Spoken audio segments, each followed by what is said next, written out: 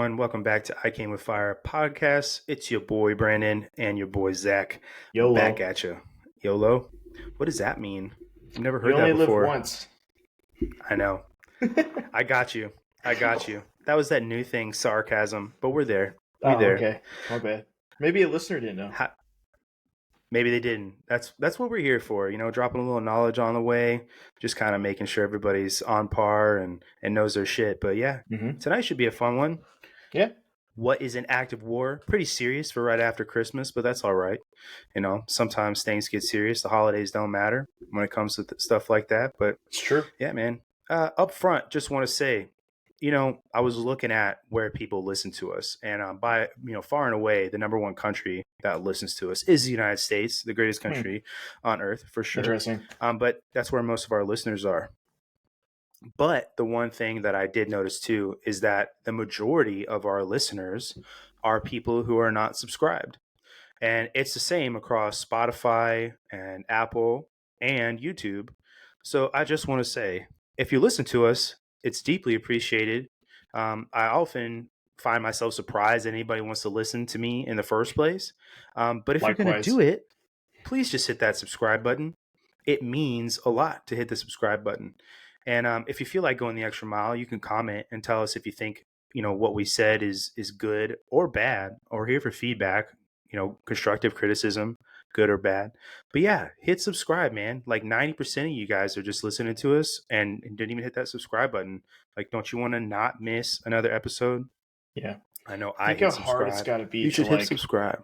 go to YouTube or your listening platform and then have to search for us and then click on it when all you could have done is just hit subscribe and it would have just gave it to you. Making your when lives you easier. open up YouTube, we will be suggested content. We will be your suggested content. You won't have to miss it. Yeah. Yep. Just saying, that's how algorithms work. They actually did a study on this one time. I'm trying to remember the name of the individual, but they were trying to determine whether or not like algorithms are jilted to one thing or the other.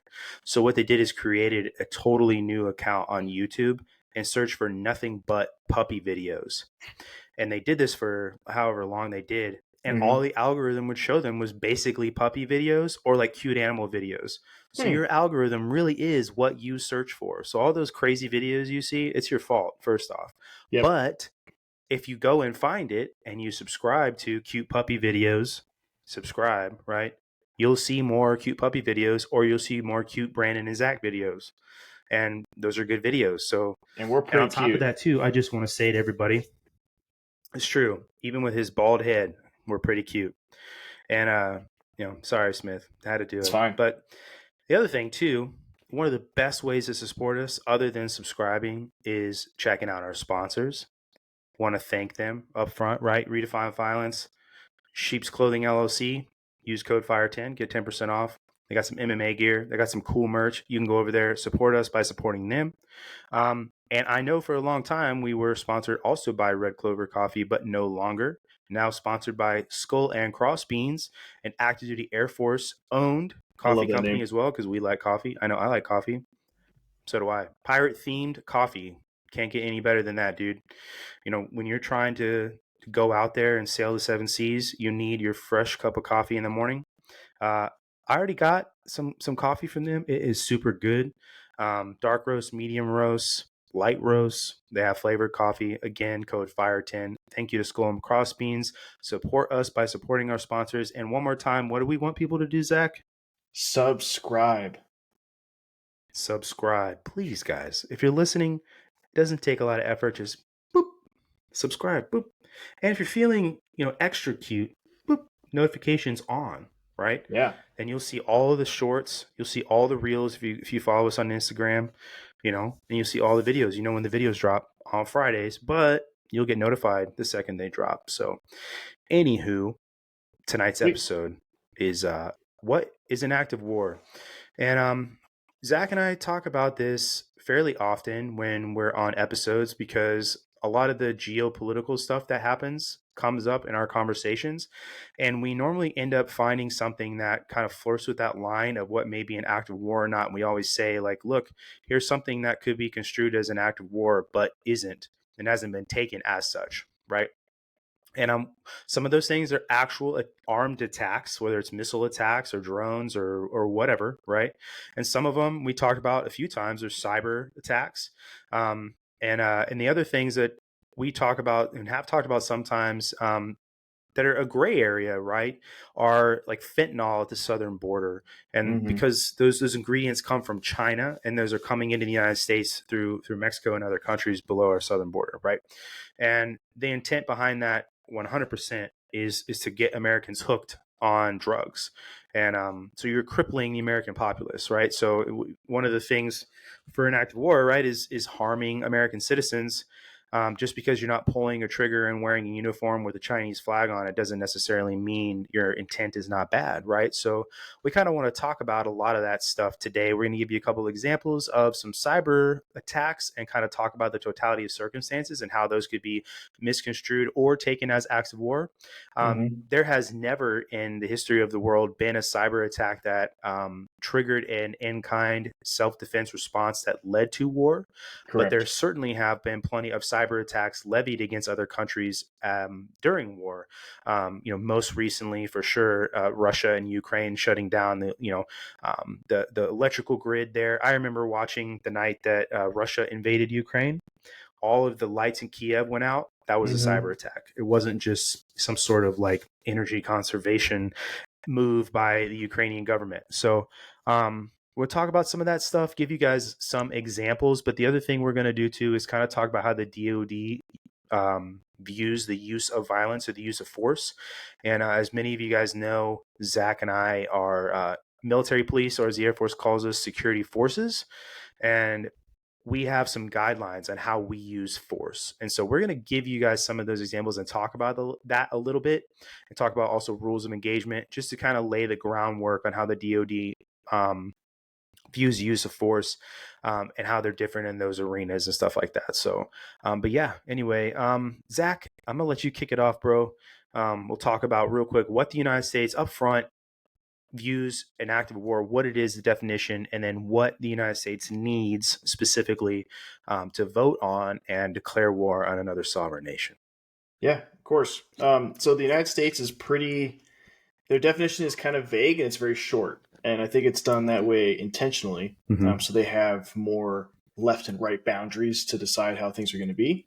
But the actual definition of what they consider an act of war is an act by one nation intended to initiate or provoke a war with another nation, or an act considered to cause sufficient damage for war. So that's it.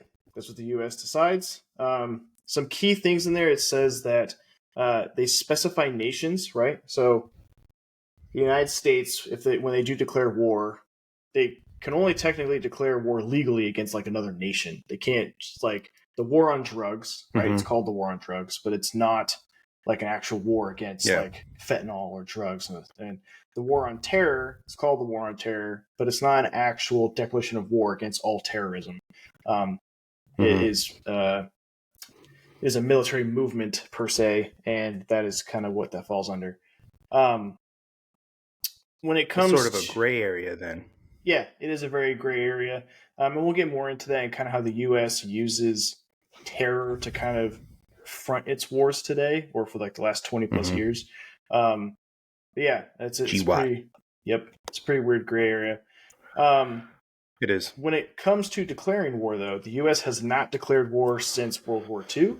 The last time they declared war was after the attacks on Pearl Harbor, when they decided to declare war against Japan, and then Germany declared war against them, and then they went, all right, you get it too. So those are the last declarations of war.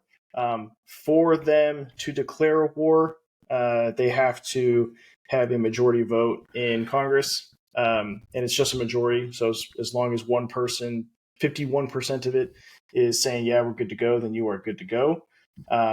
That's how that works.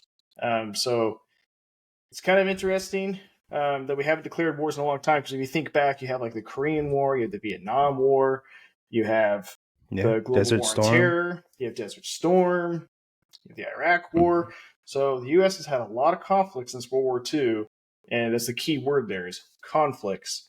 So it's pretty interesting. But before we kind Yeah. of get, you're gonna say something, Brandon? No.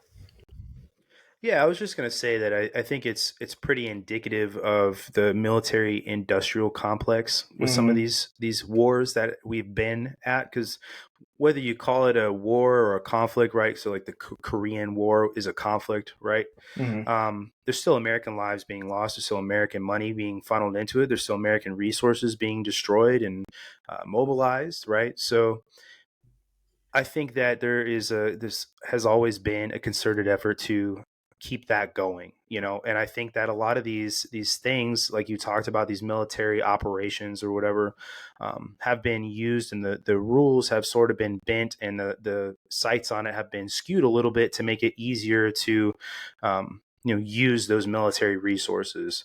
And so I think that's kind of why personally we've not declared war, because it'd probably be a lot harder to go do those things if you have to Mm-hmm. get everybody in Congress, for the majority of Congress, to agree to go do it. And it's just something that I think is interesting, and it's led to a lot of other weird things too. So conspiracy theories, Kennedy, Mm-hmm. being one of them. But anyway, that's for another episode. But yeah, no, I It is. appreciate you. One of the things that I know we talked about before too was, and you just mentioned it too, but like GWAT, right? The United States actually petitioned the UN, right? You said, to Yes. go to war, and the time it took for that process to go through took too long. Essentially, and the U.S. said, "Fuck it," right? Yeah. So after World War II, the United Nations was formed, and the UN has a part that says, like, if you want to declare war, you have to Mm-hmm. go through the UN, and it has to be agreed upon by like the other nations, and it's voted by all the members of the UN. And again, as long as it has majority, then you're good to go. But it is a very long Mm-hmm. 9-step process. You have to file Articles 39 through 51 of this UN clause. And this whole thing starts with you having to determine, you have to determine and prove that there is a threat of peace or a breach of peace or an act of aggression towards your country from another nation. You also Mm-hmm. have to prove that you did everything in your power using like diplomacy to try to not go to war. So you can't just like immediately just punch back. You have to be like, hey, let's talk this out. Let's try to solve this. Um, you have to show what measures that you would do instead of war. So that's like sanctions or other stuff like Mm-hmm. that. But it takes a long time.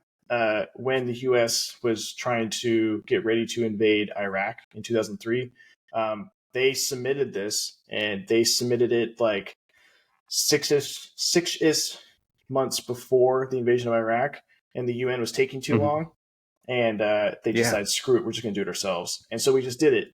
And then the UN, several months later, about 4 to 5 months after the invasion of Iraq, decided, no, you didn't have just cause. Like, it was voted no, but we were already in Iraq, Yeah. so it didn't Right. matter.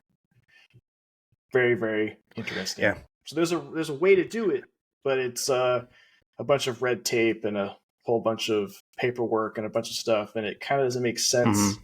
for, if a nation like invades you, are you actually going to sit there and be like, just a sec, guys, we can't retaliate. We need to go through this process with the UN. Seems kind of mundane. Yeah.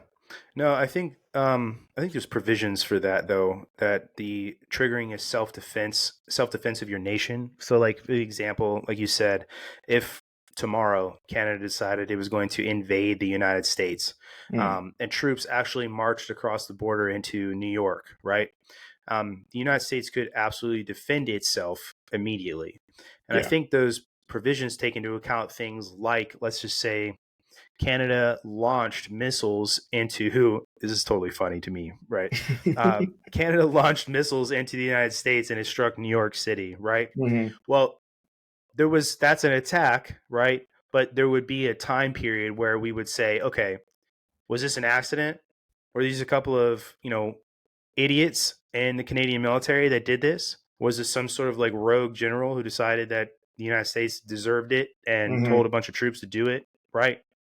Or is this actually something the Canadian government has decided to do, right? And it's one of those times where stillness is key, right? Mm-hmm. Let's figure this out, right?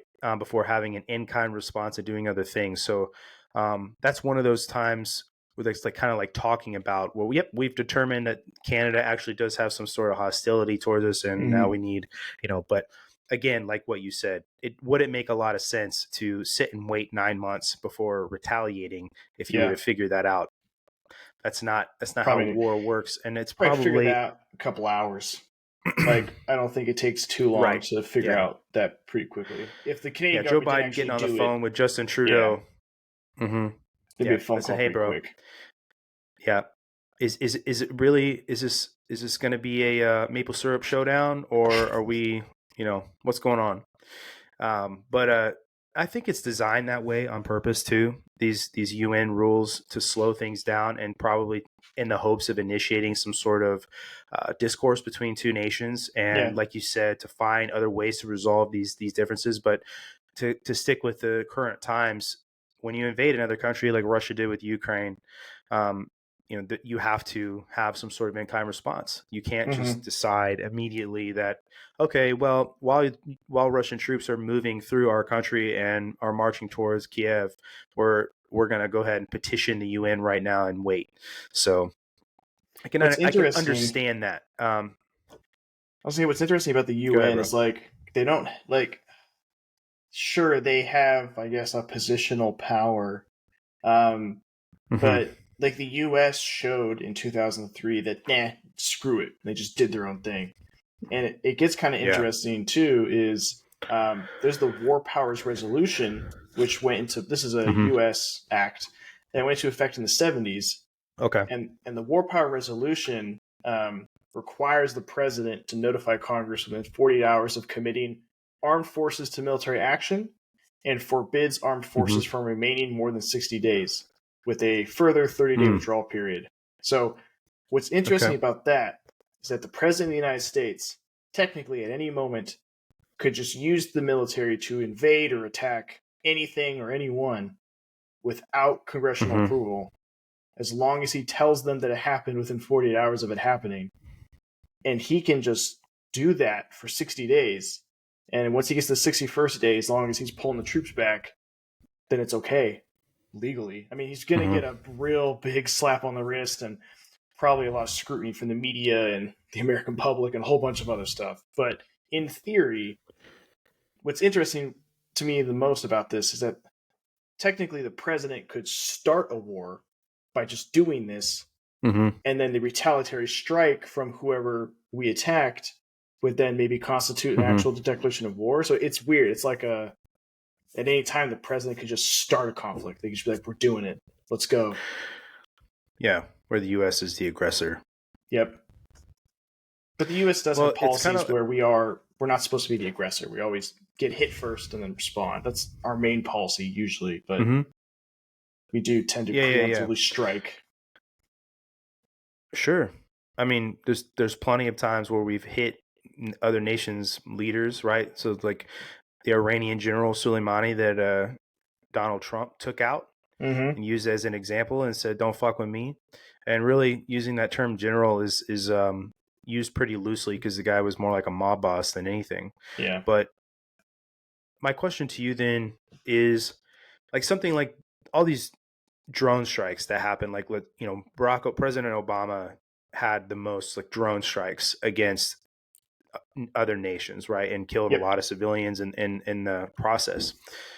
Are those drone strikes something that obviously he authorized, but they fall under that provision from the 1970s where he can make that decision and say, you know what, there's some Houthi rebels here, we're going to go ahead and take them out with a drone strike? Is that what that's falling under?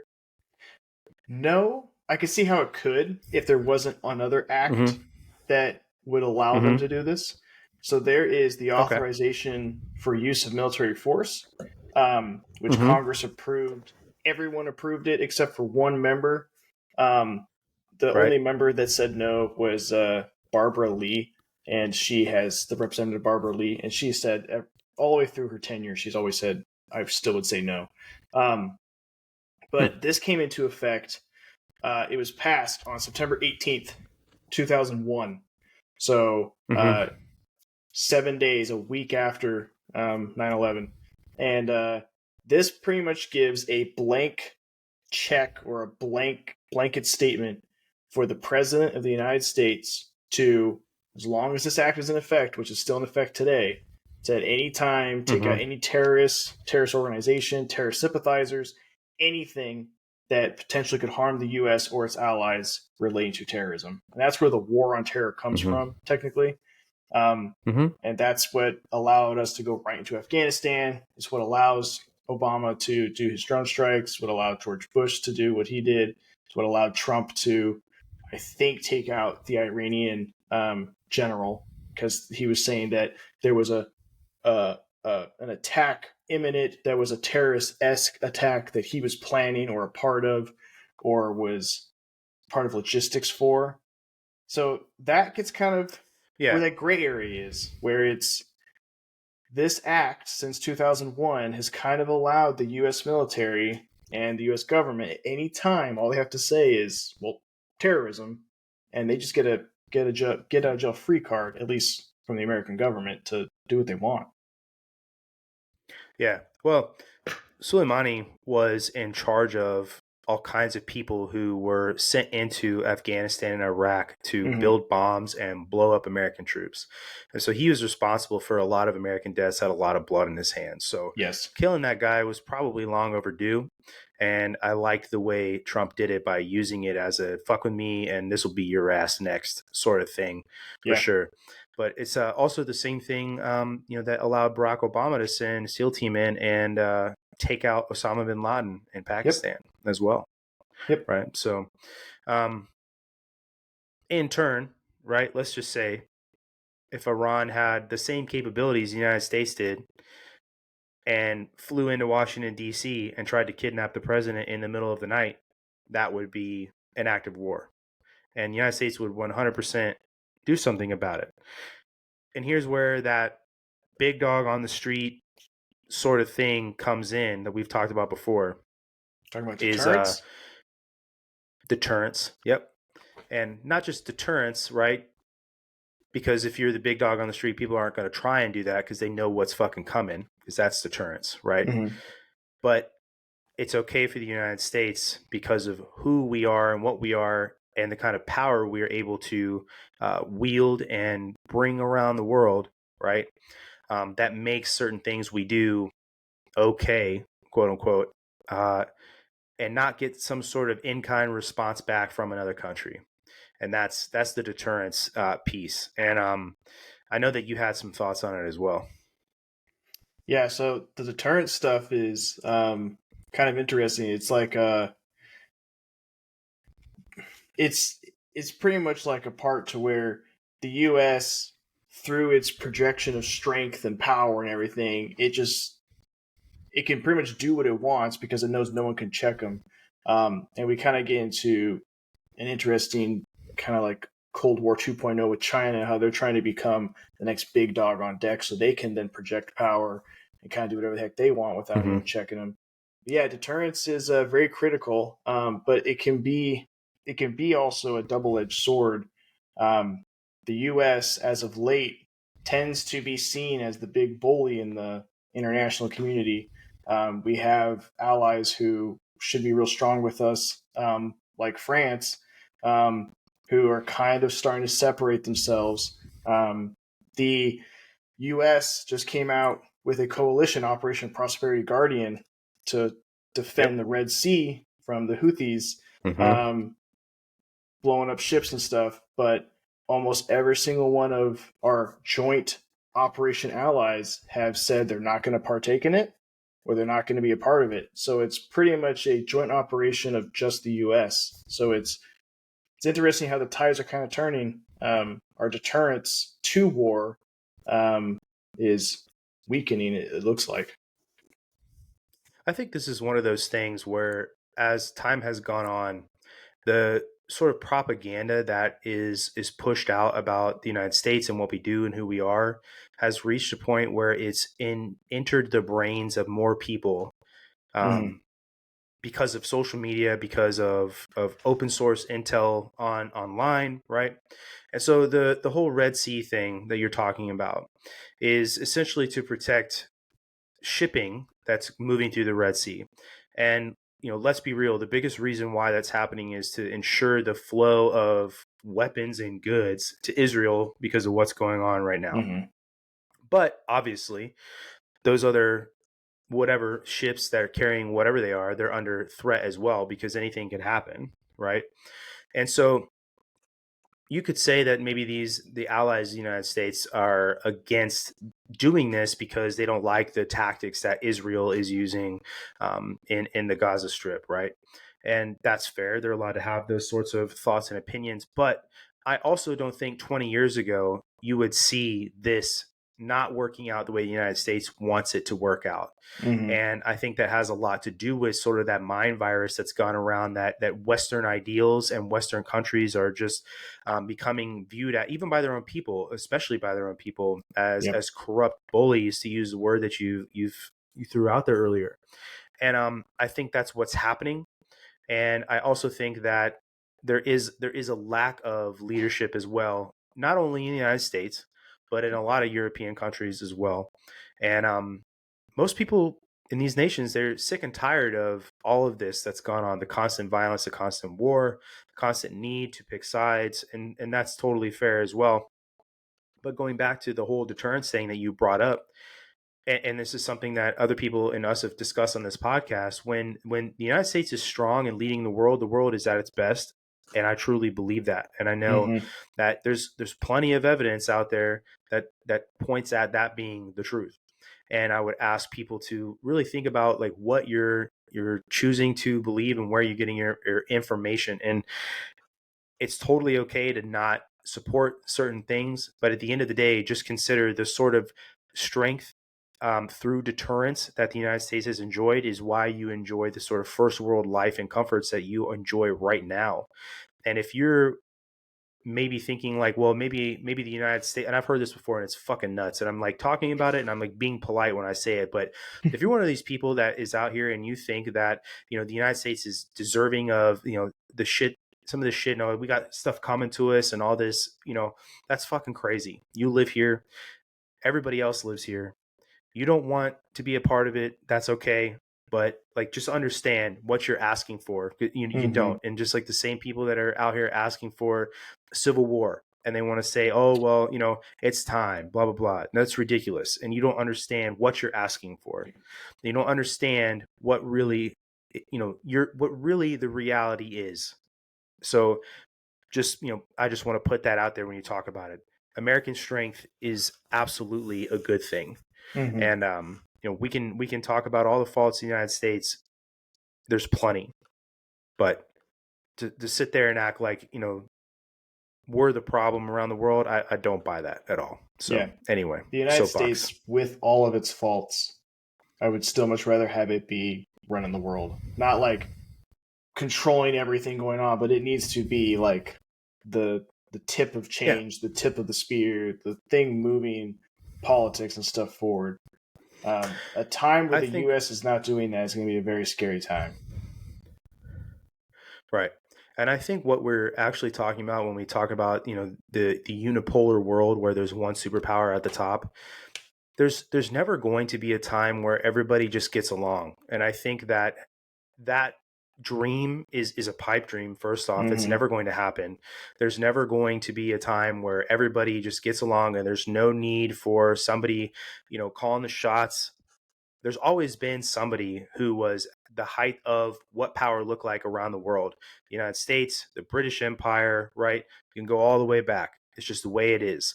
And the human beings have an inherent need to compete with one another. And because of that, there will always be power struggle. It's the same thing that's happening right now. The United States is being challenged by the Chinese, and that is a very real thing. It's happening. It's very obvious that it's happening. And we're going to talk a little bit more about some of the things that are going on that don't seem like acts of war, but 100% are viewed by the Chinese as acts of war. But there's never going to be a time where there is not somebody who is sitting at the top, and that's just human nature. So when you talk about that, you're really just talking about what human beings are. And that's never going to change until we evolve to the point where we don't have emotion and we don't have that in our brain anymore. But I don't think that's coming anytime soon. I don't see it happening anytime soon. Mm-hmm. So just consider what you're asking for when you sit there and say, the United States doesn't deserve the sorts of things that it has, or that people don't deserve around the world. People don't deserve to enjoy the same sorts of comforts and freedoms the United States and other countries enjoy that are first world countries. And there should definitely always be a concerted effort by the United States and allies to help other people in non-military fashions as well, of course. But deterrence is best held through strength, and that strength has to be backed up by something, and it certainly isn't TikToks and hopes and prayers. So anyway, yeah, very true. There's that. So yeah, soapbox. But anyway, enough. We're simping over the United States, but let's kind of jump to the whole use of force thing and talk about like how the DoD views use of force, especially for like us as military police. Because I'm sure that's like civilian law enforcement have like different rules, maybe, and probably state by state, stuff like that. It's probably very similar, but again, I just want to put that disclaimer out there. Zach and I are neither of us are civilian law enforcement, don't know what every agency in the United States, especially state by state, county by county, outlines for their officers. We just know what like the DoD says for us specifically. And both of us have worked with other services and their equivalents of security forces, whether it's MPs or masters at arms or whatever. So, but anyway, the way we view use of force is through a lens called the 8 preconditions for deadly force, right? And that's deadly force, use of force, and there's obviously other less than lethal uses of force. And you should always be working towards de-escalating, so you don't have to use the maximum use of force that you could do, right? Somebody's arguing with you about a speeding ticket, you're not going to pull your ass out and beat the shit out of them about it, right? Like now you're going to jail and you deserve to go to jail. Right. That's bad. That's not a good use of force. And something I always like to tell the airmen who I've worked with is understand that the way you say things to people and giving them commands is the first level of use of force. Is you're telling somebody to do something, the whole ask, tell, make thing, right? So I'm asking you to put your hands behind your back. I'm telling you to put your hands behind your back. I'm making you put your hands behind your back. It's that escalation. So your instructions to somebody is your first use of force when you're telling them to do something, because you are telling them to do something and taking away their personal liberty, right? And that you should do with utmost care and caution and thought if you are able to think about what you're doing. Certainly things can happen in an instant, but Zach, why don't you dive into what the 8 preconditions of deadly force are, and we can kind of talk about and give some examples and expand on those. Yeah, and the reason why we're bringing up the 8 preconditions for deadly force is, one, this is what's recognized by Department of Defense. So this is what's recognized probably internationally by the U.S. government as a whole, and we're going to tie these into acts of war related type stuff here later on. But we just want to give you some better context. So the 8 preconditions of deadly force are self-defense, pretty self-explanatory, defense of others, also pretty self-explanatory, serious offenses against others. So this one, I'm going to explain a little bit. This is like, so you're allowed to use deadly force if you believe that there's going to be a loss of life, limb, or eyesight. Those are like the 3 that are just recognized. And so limb or eyesight would be like in a serious offense against others. So like if someone's gouging out someone's eyeball, you could use deadly force to prevent that from continuing. Another use is escape. Now, escape is not just like if anyone's running away from you, you can just kill them. That doesn't make any sense. That's inhumane and not what it means. The escapee has to be known to you as the individual who would potentially be doing deadly force to be a deadly individual. Like they were already convicted of like murder or a heinous crime, or they're like a terrorist. Like that is when you can use it. And then the other one is arrest/apprehension. And that is kind of self-explanatory. If you're arresting someone or you're trying to apprehend someone and they start fighting you or getting other stuff, then you could use deadly force. If it escalates to that point, you were unable to de-escalate it away from that. And then these last 3, which are kind of unique, and we'll explain these a little bit better. The first one is assets vital to national security. Brandon, you want to kind of give us an idea of what an asset that's vital to national security is? Definitely. The easiest one would be a nuclear weapon. Oh, weird. Yeah, so nuclear weapon is an asset, violence, and national Yeah. security. The next one is going to be inherently dangerous property. So this is going to be like someone interacting with a gun or with a bomb or anything else that could be considered inherently dangerous. And then the last one is national Breaking critical into an infrastructure. armory. Yeah, breaking into an army, that type of stuff. Next one is national critical infrastructure. This is going to be like your wells, your dams, your power plants, nuclear power plants, anything that has to do with critical infrastructure for the nation. If those are being tampered with, they're being polluted, if they're being Medical infrastructure. destroyed, medical infrastructure. You could use deadly force for that. So those are the 8 preconditions. Again, I'll just go through them real quick. So we have self-defense, defense of others, serious offenses against others, escape, arrestless apprehension, and then the last 3, assets, violence, and national security, inherently dangerous property, and national critical infrastructure. Those are the 8 preconditions. Yeah.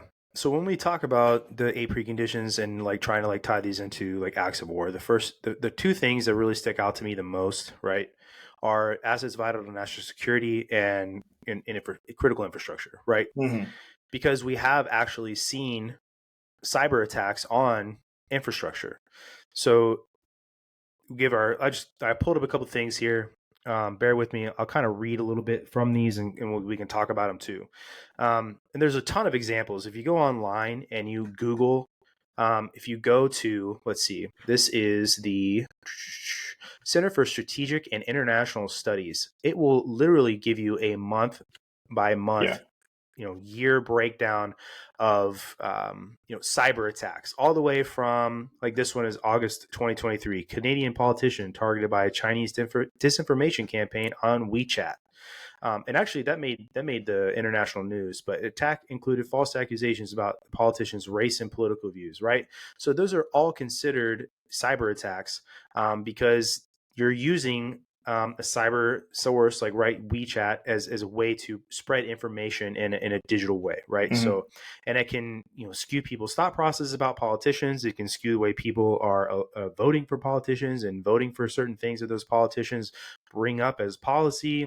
So there's all kinds of different ways that those can create chaos and cause havoc, right? So, but the infrastructure thing that we're talking about, the one that I pulled up, because as I said, there are a ton of different ways. I have them pulled up, Brandon. So or different for those examples who are watching on YouTube, you can actually see this. I'm scrolling slowly, but this bar is long, and we're still in 2023, so it goes on for a long time. Right. Absolutely. And if you're looking at this, you'll see some common themes in the sovereign nations who are going and doing these attacks, right? I see China and Russia and North Korea a lot on here. Iran. There's Chinese hackers again, right? North Korea is just scrolling. But anyway, it's not hard to go find cyber attacks, and those cyber attacks are happening on infrastructure. I would definitely view WeChat and basically dragging somebody's name through the mud as a lot different than some of these other things. But the one I want to talk about first, happened in the United States, a lot of you will remember because it was just a couple of years ago, is the Colonial Pipeline ransomware attack. So ransomware attacks essentially are where a hacker will get into your system, be through a backdoor or whatever, and it'll collect a bunch of files or information, data that you have stored in your computer. And it'll encrypt those files, and it'll have a key that you need from them to be able to access those files and get them back. And so essentially it's called a ransomware attack because what they want from you is money, or could be some sort of other, it could be digital currency like crypto or whatever. But they'll, a lot of times, and this is actually kind of funny, is you'll realize there's some ransomware attack happening to you, and you'll get notified by the attacker, and they'll actually walk you through what you need to do to pay them to get your files back, right? Go get these and Walmart this is a total gift cards. 50-50 shot. Exactly. And it's, look at these Walmart gift cards. I want, 5 Walmart gift cards and 5 KFC gift cards, right? All this shit. But anyway, no, there's a 50-50 chance that you're taking if you pay them, because you could just pay them. And what often happens is you're not going to get your files back, and they ask for 10 grand. And if you had 10 grand, you gave it to them, and now all you've done is funded their next ransomware attack operation, right? Suggest, just for anybody out there listening, if this happens to you, just go to the police and let them know what's happening. But the whole point is for them to pay you. And in a perfect world, right? Well, this wouldn't happen, but they would give you the encryption key, and you would use it to unlock all your files after you paid them whatever it was, and you'd get them back, right? And that's a pretty benign sort of thing, because if they get into your computer and they take all your photos or something, right? You got all these memories you have with your family, and you want them back. Let's say you do get them back. That's pretty benign, right? It affects only you. And that's what we're talking about here, the Colonial Pipeline ransomware attack. You may remember seeing in the news that there were all these long lines at gas stations. People were going into grocery stores. They were, buying up all this shit, specifically in the Northeast, for sure. But the Colonial Pipeline, I'm just going to read it to you guys. This is directly from the news. It was perpetrated by a hacktivist group called Dark Side, which is a Russia-based hacker group. The Colonial Pipeline is the largest pipeline for transporting refined petroleum products in the United States. It originates at refineries in Houston, Texas, and extends 5.5 thousand miles into the New York City area. So that's a long way, right? DarkSide interrupted Colonial Pipeline's access to its servers and demanded compensation. Exactly what I said, what a ransomware attack is. The attack shut down Colonial Pipeline's operations for 5 days, causing localized shortages of gasoline, diesel fuel, and jet fuel. So right up front, before we get into even more specifics about the attack, let's talk about the possible downsides, obviously, and potential downsides even bigger than this, that having shortages of gasoline, diesel fuel, and jet fuel will do for people. Okay. If you don't have any gasoline, and we've seen examples of this before, this happened in our country several decades ago, right? You can't go to work. You can't drive to the grocery store. You can't, if you're missing diesel fuel, now I'm just going to ask you, Zach, what is one of the biggest things in our country that runs on diesel fuel? All our shipping, all our trucks going back and forth. Shipping, trucks, right? Yep. All your little Amazon lickies and chewies, you're not going to be getting those anytime, right? Everybody survives on Amazon, right? So jet fuel, and there's all different kinds of jet fuel, right? 747s run on different jet fuel than an F-22 runs on, whatever, right? But who knows what kind of jet fuel that is that they're talking about? It generically mentions the word jet fuel, right? So up front, initially, the things that we're thinking about, right? Can't drive your car. Trucking potentially could shut down the United States, and that's the majority of all of our goods and services. The United States is supported by trucks. Shipping, it's wild. Actually, there's a website you can pull up. It'll show you all the shipping lanes around the world. It's crazy. I definitely implore everybody listening to go and find that, because it shows you in real time what those shipping lanes are doing. And it's pretty wild. It'll even show you what those ships are carrying in a general format, right? Like if they're carrying fuel, if they're carrying goods, or they're carrying, electronic things. It's pretty cool, and to show you where they all come from. And it's pretty good to learn about, from an economic standpoint. But no jet fuel. Now you're talking about all different kinds of things. You could be talking about commercial, and you could be talking about military aircraft, right? So now you're talking about the potential to defend ourselves. You're talking about eradicating, you're going to have shortages in civilian usage of vehicles. You're definitely going to have a shortage in usage of military vehicles. And sure, right, we have supply, we have stores of these things. In fact, President Biden dipped into some of those reserves to help bring down gas prices just this year, right?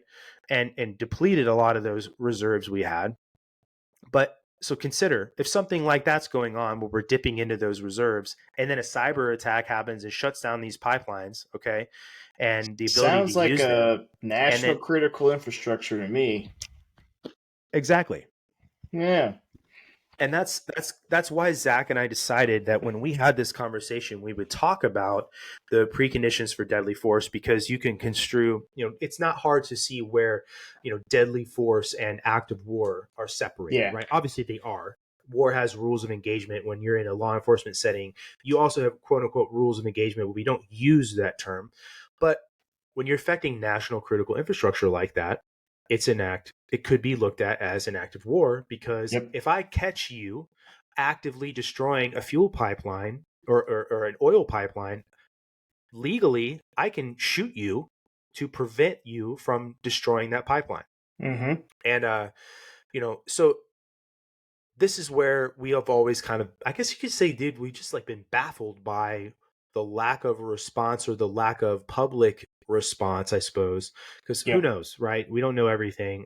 We don't know what sort of things the United States government does in retaliation. If it does things in retaliation, I would hope they do things in retaliation, Yeah. There could be right? stuff We they're don't doing that know we have no idea. for sure. For sure. And it doesn't all make the news, that's for sure. So we could just Yeah. be talking out of our ass when we say we don't do shit about it, right? Maybe we Mm-hmm. do. And I hope we do. And I hope I'm wrong that we don't do anything about it, right? Obviously. But you can see why, if you go and shut down something like a pipeline, why that creates issues. And just the mention, right, of the vehicles being affected and the shipping that's being affected and the use of military vehicles and aircraft being mentioned, Yeah. there's all kinds of tertiary effects of that. So many generators run on different types of fuel as well, right? So if you have some sort of concerted effort where you shut down a pipeline and you also attack an electrical grid, well, now your gas generator is a lot more, what's the word I'm looking for here? Your use of it is going to be a lot more sparing than it Mm-hmm. would be if you didn't have to worry about it in the first place, right? Yeah. So especially when you comes to talking about maybe So doing let's. this Hey, in the Brandon. middle of the winter. Let's Yeah, let's let's break this one down a little bit. All right. So let's just take this specific let's. scenario and let's pretend to be Mm-hmm. the United States government and try to finesse or Mm-hmm. figure out an appropriate response. So Mm-hmm. you said that this was a hacktivist group Yeah. in Russia.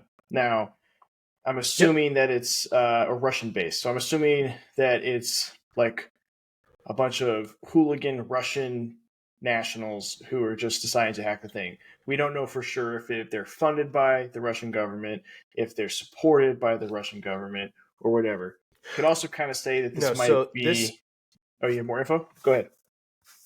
I do in regards to whether this is a state sponsored terrorist act, I guess you could say, right? Yeah. The United States, the FBI, right, specifically here. So I'll just say this: the Cybersecurity Infrastructure and Infrastructure Security Agency, so CISA, is how, if in the cybersecurity community we refer to as CISA. We developed stopransomware.gov to provide central locations for alerts, recognizing collaborative effects, the Joint Ransomware Task Force, yada yada yada. The FBI does not recognize DarkSide as a state-sponsored Okay. So hacker they're group, they're right? like So terrorists yeah. then. Right. So it's and this is, I'll just give you here too, right? There's an official statement by the Russian government, and right, so who knows? But just providing what the news says here, right? Mm-hmm. Malicious activities in the information space contradicts the principles of Russian foreign policy, national interest, and understanding of interstate relations. Russia does not conduct offensive operations in the cyber domain.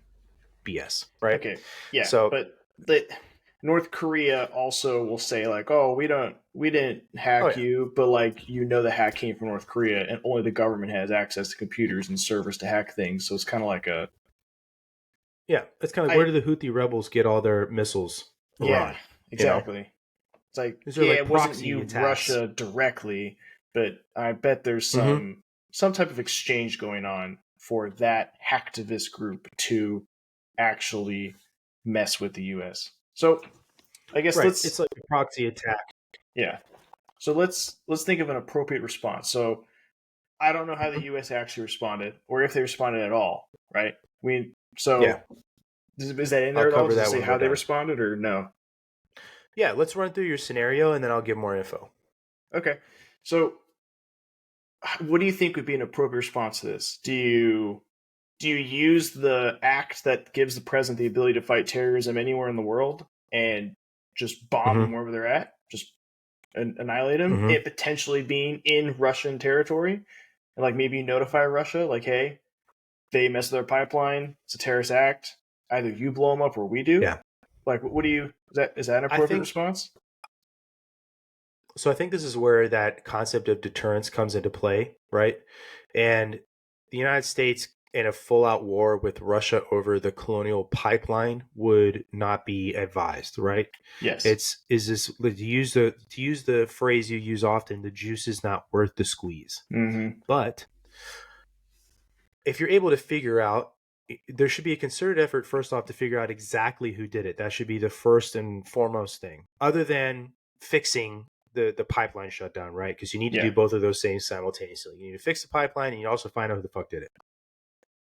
You find out it's this group, Dark Side. They're a Russian hacker group, right?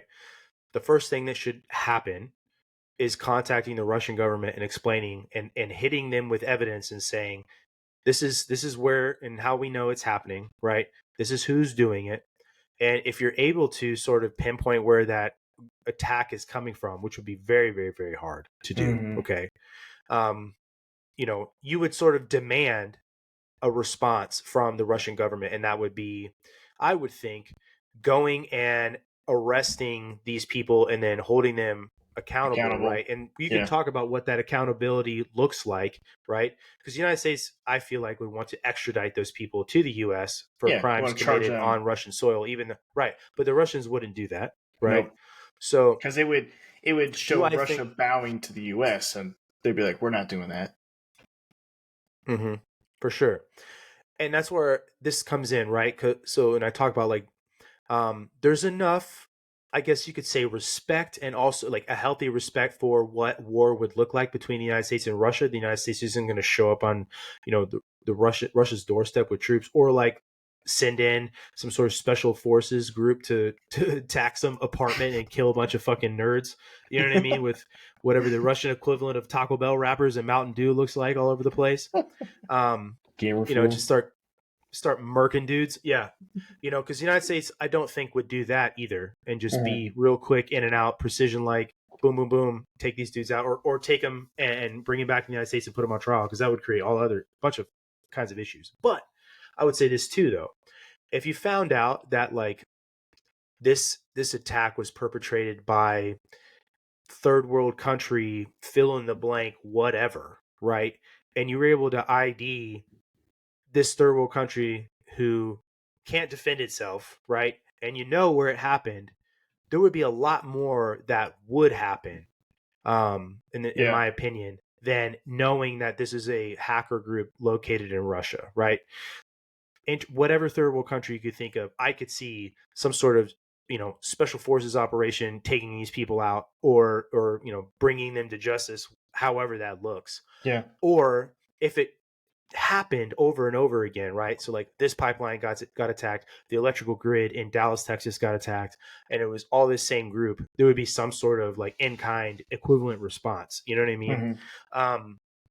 So, there was demand from the United States. Okay. Here, let me pull this up here.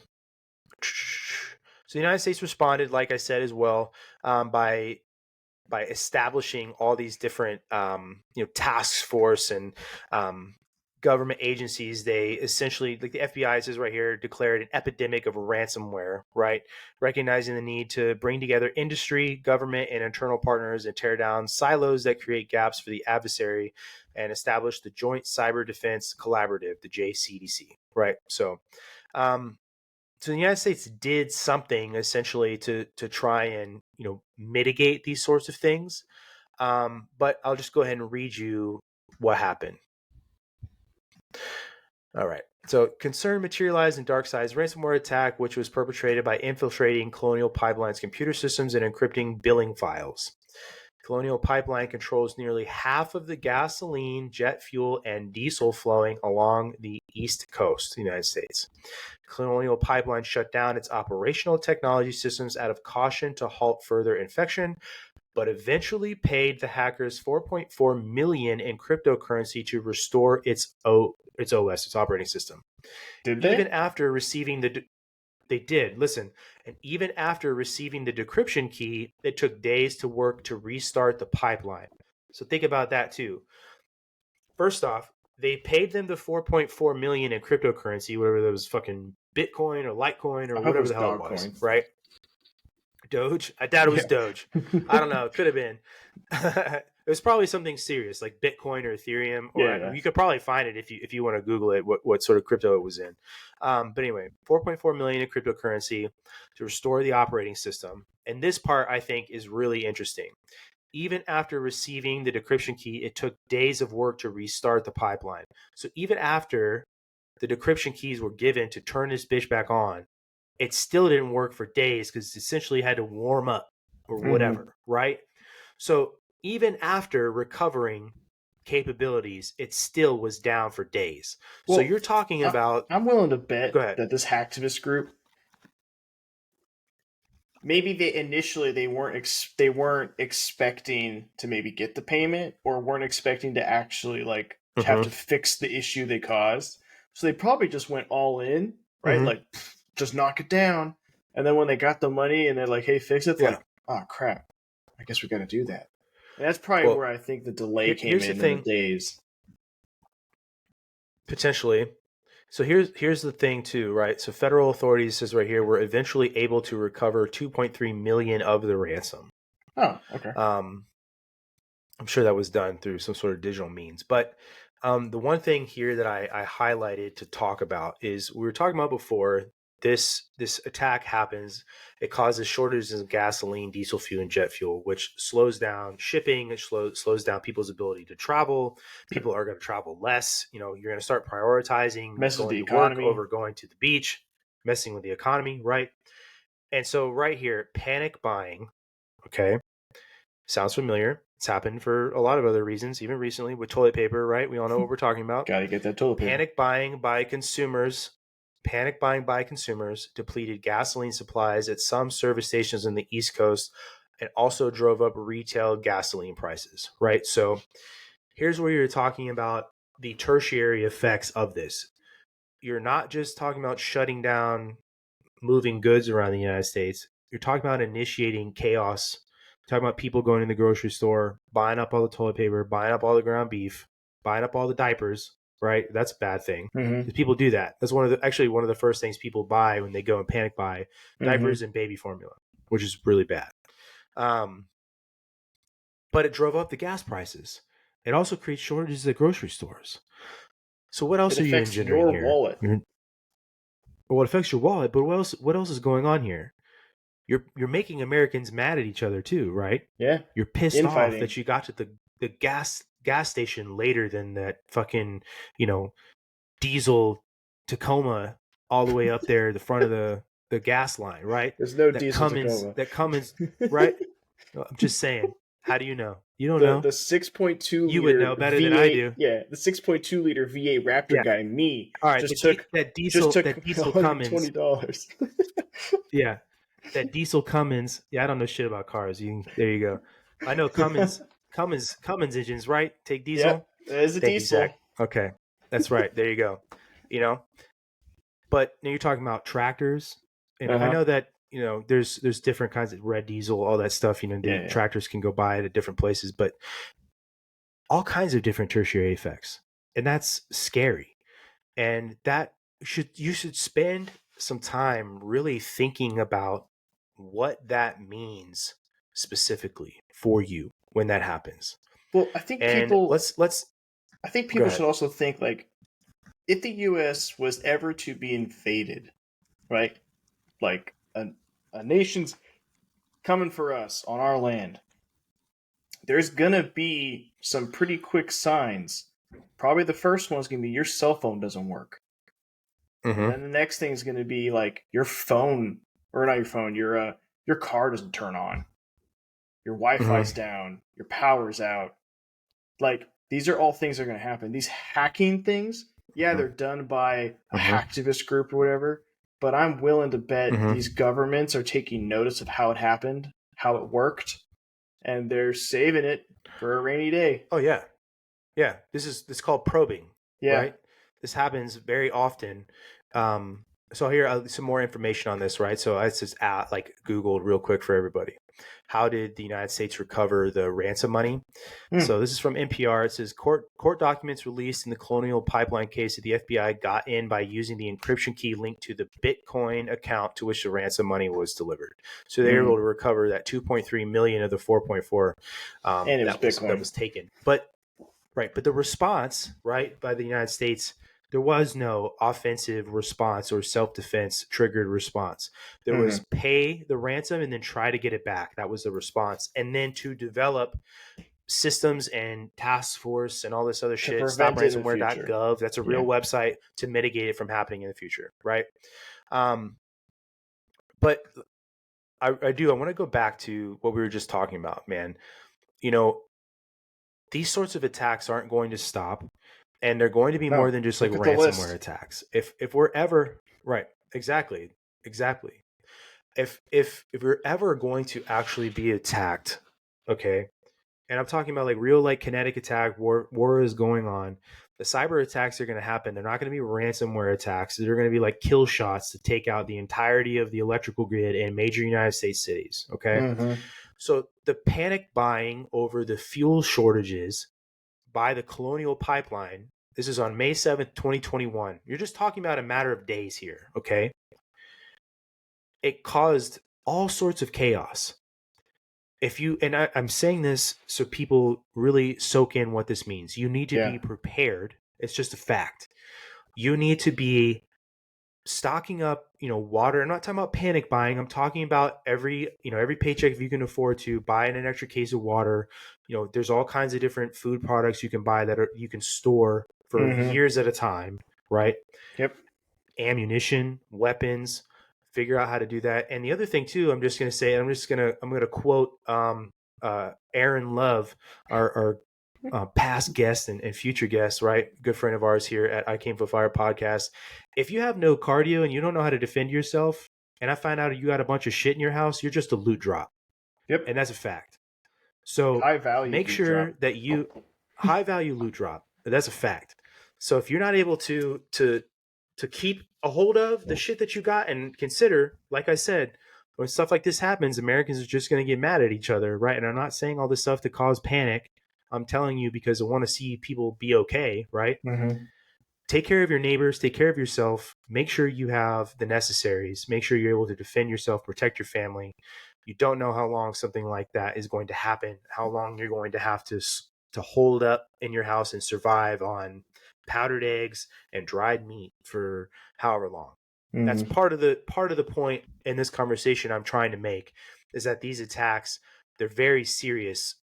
It's not like getting an entire city getting vaporized by a nuclear weapon where you don't have to worry about that shit because you're just pink mist. This is nothing works in your entire town and your city.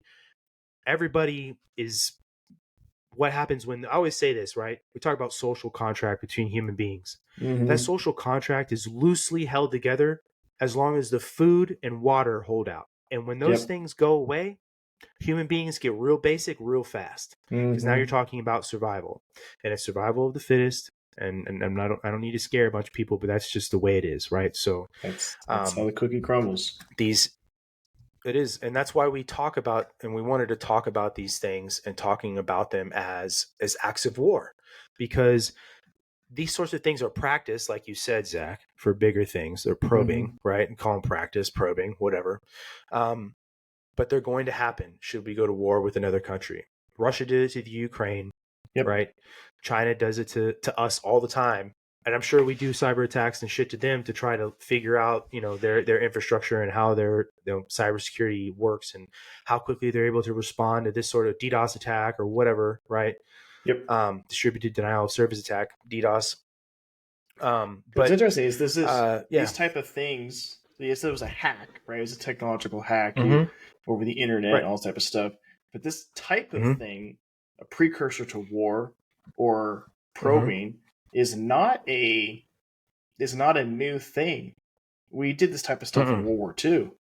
One of the main reasons why Japan came all the way across the Pacific and bombed Pearl Harbor is because we shut off one of their main fuel supplies.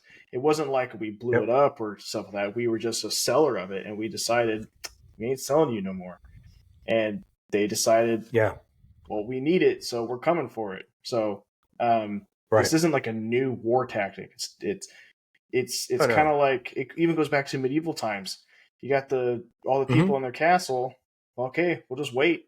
You'll run out of food. You'll run out of A things siege. to do. Yeah, siege. We'll just wait on the outside for y'all to come out. Right. Yeah, no, you're right. Essentially what we're talking about here is denial of resources and Mm-hmm. denial of, functionality of life, right? Yep. So it, and all those things, what are they meant to do? A siege on a castle is meant to starve people out and eventually, hopefully, they surrender, right? So you don't Yep. have to, expend your troops, and you can win by just sitting on your ass, And of Yep. course, you're going to harass them the whole time, whether you got trebuchets launching or boulders or whatever you Mm-hmm. got. But anyway, yeah, Before we kind of it's, get it's off and so. the hacking part, Brandon, uh, Mhm. that list we talked about when we were showing it had a lot of like Iran, North Korea, Russia, Mhm. China. But if you go through that list, you'll see there's not a single time where that list talks about the United States of America, which, as Right. much as Thank we you. do love the United States of America, oh, I'm willing to bet the Mhm. U.S. is also doing some probing stuff. And this, Yeah. I knew Oh of yeah. this thing vaguely, and you kind of told me more about it Mhm. yesterday when we were talking.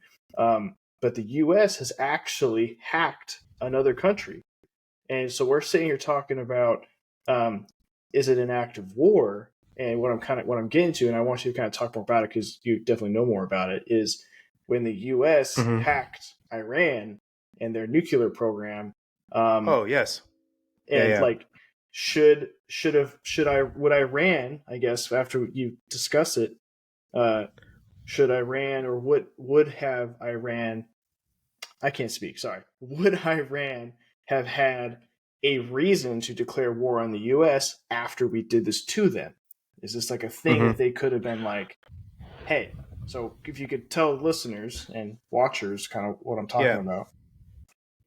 Yeah. So what you're talking about is the Stuxnet worm, and this happened, I want to say, in 2007. Let me just go ahead. This is kind of shitty podcasting, but I'll pull it up here real quick when this happened, so I don't misspeak. I threw him on the Um, loop, guys, so he wasn't ready. you did. Um, yes, you're talking about the Stuxnet attack, and it is believed that the United States perpetrated this attack on Iran with assistance of I think the Mossad, Israel. Mm-hmm. So essentially, what happened, and this has happened, is was discovered. The computer worm was discovered in 2010. Um, so what happened is somebody had to carry a removable device, right? Whether that's a USB drive, flash drive, or whatever, and plug it into a computer there in Iran. And what happened essentially is this worm infiltrated its systems, and these are nuclear refining facilities that this attack was on, and they were refining nuclear material, right? And in that process of doing that, there's essentially spinning of this nuclear material, right? And I'm kind of just like speaking layman's terms now. Yeah. Um, but over time, what that worm did was throw off the rotational axis and speed of those rotations. And when those rotations were spinning at the wrong angles, the wrong speed, it just essentially rendered them completely useless and destroyed, right? Mm-hmm. And it was just an effort to prevent them from having, nuclear ready material. Mm-hmm. And you can argue, that, well, maybe they were going to use this material for, nuclear energy or whatever. But you can refine nuclear material, I guess. I don't know what the technical term would be, specifically for nuclear warheads as well. And that's what the Mm-hmm. United States has always been against, with Iran having a nuclear weapon, and still is, right? And this is the big uproar about all that money, even though it was money that was unfrozen that technically belonged to Iran in the first place. Um, and it's crazy. I just want to talk about that. I'll talk about that here in a second when we finish talking about Stuxnet. But yeah, that is essentially a cyber attack, is a worm, and it's believed the United States and Israel did that. But I just want to talk real quick. about the money that was unfrozen for Iran. Yeah. Yeah. So there's two camps on this, right? There's people who are outraged by it because they don't want to see Iran get that money, and then there's people that are like, "Oh, the United States is a bully, and they were just holding Iran's money anyway. Like that Iran deserves to have it." Blah blah blah blah blah. Right? And the United States, of course, when the decision to release that money came out, there was questions about why the fuck we did that. Yeah. And they're completely and totally valid questions about why the fuck we did that. And the answers essentially were, well, Iran was told that they're only allowed to use that money for specific things, humanitarian things that are going to improve the lives of Iranians. It has to be used for specific things, right? Yeah. And it's First like off, if you're naive enough to believe that, or if you have some sort of... It isn't an offshore account. Mm-hmm. It's like Iran has to request it for a thing, and then it gets approved for that thing. But I know where you're going with this, and I agree with you on this. Right. You can say, right. So you can say, oh, well, look, guys, here's that money we pulled out of the account, and we went and redid this, this water cleaning factory, and now people in this city have cleaner water, right? Cool. Well, that's now if you've money got a budget, that you've got a national budget. Yeah, right. Didn't have to spend on the water treatment. Exactly. You just freed up money that they had. Exactly. You just freed up money that they didn't allocate in their budget already, right? Okay, let's just use round numbers. We got a budget of $100 million, and we spent $30 million to fix this water refining plant. And so, okay, cool. Now that $30 million we didn't have before, we just used to fix this plant, and we did what we said we were going to do. Mm-hmm. But now we're going to use the $30 million that we'd already allocated for that water refinery plant, and we're going to go refine some nuclear material, right? Or we're going to give some... You can sit there and say... some Gaza terrorists some missiles for a certain attack. Exactly. Yeah. Right. So all you're doing is freeing up the money that you didn't already have for nefarious purposes, right? And so it just, I don't know. I'm just, again, soapboxing for the purposes of our listeners, because if you're listening, you probably see things similarly to the way we do, and you don't have to. Please come at us with other angles for sure. But comment on our video if you think it's crazy what cyber attack can do, and subscribe. Yeah, so you can comment more about how we're idiots. But exactly. So I want to talk to. I'm going to talk about this one, and then I want to bring up an example I learned about this year that happened with the Marine Corps. So the Marine Corps essentially was buying laptops from a specific company, and that company was in China. It was a Chinese company, and it was one of these companies where there was like a dummy company you're purchasing through. So you can say, well, you're not actually buying things from China, but the actual source of that company is Chinese. Yeah, the Air Force does it with all our recruiting goods. Using these. Sure, it happens all the time. Yeah, but the Marine Corps were using these laptops, and what does every DoD laptop have on it? It's got Microsoft operating systems, okay?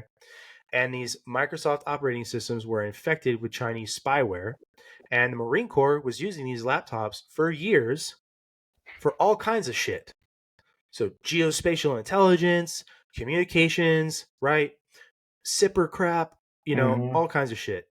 Chinese spyware the whole fucking time, right? So to me, I just want to let's dwell on that for a second before I talk about this other ransomware attack, okay? Do you, Zach, right, your personal opinion, do you see that as, and this is our show, right? Do you see that as an act of war? I do. Is that not something that you would do? Yeah, I see that as an act of war. Is that not something that you would do to an enemy? Yeah, 100%. Think of the Enigma, World War II, right? Yep. Expand. It's the Chinese government specifically putting stuff onto government computers, knowing that they're going to go to the Marine Corps so they can then get a bunch of information. Who knows what they got? They could have got troop movement information, stuff about MUSE, which is Military Expeditionary Unit, like a whole bunch of stuff, right? And if I was the U.S. government, after I found out that this was happening, I don't think I would necessarily do a kinetic response. But I would first, we would need to verify where the heck we're getting our computers from. That's what we'd first need to do. And probably let's buy from America. We have a Dell right here. Let's just do that. It might be more expensive, but our Right. national security is protected. Right. So let's start there. But as a response Right. to China, and this kind of goes into like the 9 steps that the UN has, right? What did you do to try to not go to a very aggressive response? Sanctions, like really hard sanctions on those type of components. Call them out in the international community, and Right. stop a lot of trade that kind of hurts their economy in that specific time. Yeah, I mean, you've seen stuff like that even recently. We can talk about how with the United States, the microprocessors and China hit the United States back with the prohibition of rare earth minerals, right? Yep. Which just ties back into one of our other guests, Christopher Messina, with sitting on the world's largest rare earth mineral mine that the United States isn't tapping into in Greenland. But see, we have good guests. Subscribe. Oh, full circle. There's another shameless plug. I'm going full circle every time. But no, so like one of the things when I ask you, like, how is that an act of war? How can you see that as something? Because absolutely, I agree with you. I don't think there should be a kinetic response either, right? Like we're not going to drop a Moab on fucking Beijing because of that, right? Yeah. Because that No. would not be in kind, first It's off. not equal But to the and act. who knows what kind of games we're right. Well, and who knows what kind of games we're playing with the Chinese too, and the spying that we do on them, right? So, could you make an argument that this just in kind back to us? Sure, you absolutely could. But what this speaks to me as is a nation that, meaning China, wants to spy on the U.S. military to figure out what we're doing to get a leg up, because that's why you spy, right? Whether you're in a hot air balloon way up in the air during the Civil War trying to spy on Southern troop movements, or you're tapping into listening and you're using code talkers in World War II, right? Navajos. All of it is to get a leg up on the enemy, and that's exactly what's going on here when you're doing that. And I'm going to be really critical of the U.S. military here and give a few examples. This one being an example that we need to, like you said, verify where this shit is coming from. Yeah. For real. At a minimum. And there already are. Yeah, there already are rules that say you can't be buying stuff from Chinese companies. But even within our own code, right? There's all these different loopholes to get away with it to not spend money on stuff and save money. And it's essentially cutting corners and doing damage. And I'll give another example. At a deployed location that I was at, we were using, or I was issued, a Huawei phone. And Huawei is a Chinese-owned cell phone company, and every single one of those motherfuckers is bugged, okay? And it wasn't just a Huawei phone, it was Huawei service run through the country that we were being hosted by. And when I saw that, and I, being the person I am and reading and understanding, I said, why the fuck are we using this for official communication? And they're like, oh, well, it's just a cell phone. It's like, It's not no, you just a dumb cell phone. motherfucker. It's not just a cell phone.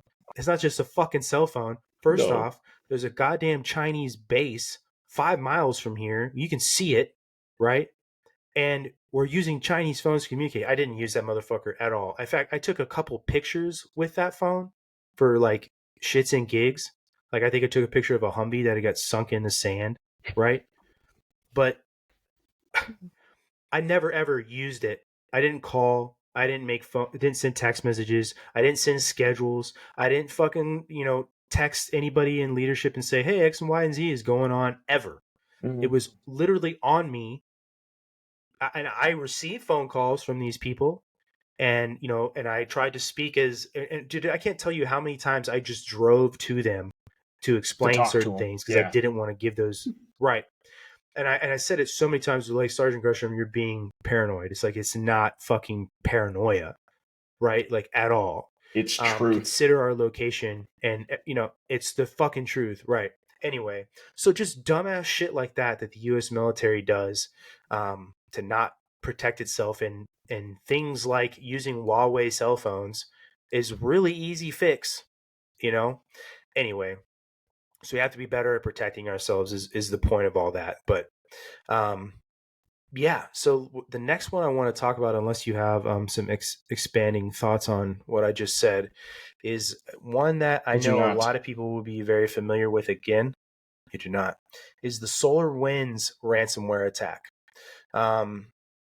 This one is again pretty popular. This happened during Trump's presidency, unlike the Colonial Pipeline one happened when President Biden is his term now.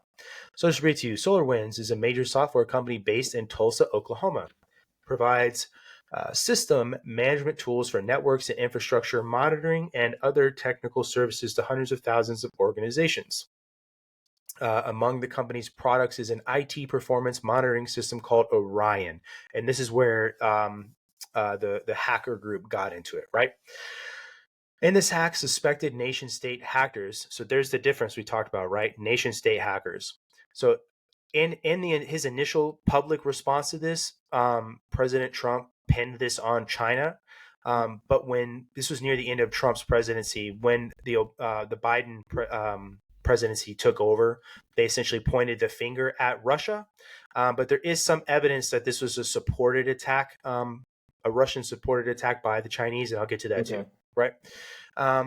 This hack suspected nation state hackers that have been identified as a group known as Nobelium by Microsoft and often simply refer to themselves as the SolarWinds hackers by other researchers gained access to network systems and data of thousands of SolarWinds customers.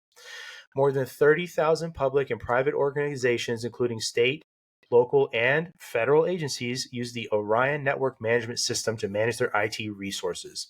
So they used backdoor malware to get in, ransomware again, right? According to reports, malware affected many companies and organizations. And I'm going to list off just some of the government, like federal government organizations that were affected by this. Okay. This is from Reuters. Even government departments such as Homeland Security, Department of State, Commerce, and the Treasury were affected as there was evidence that emails were missing from their systems.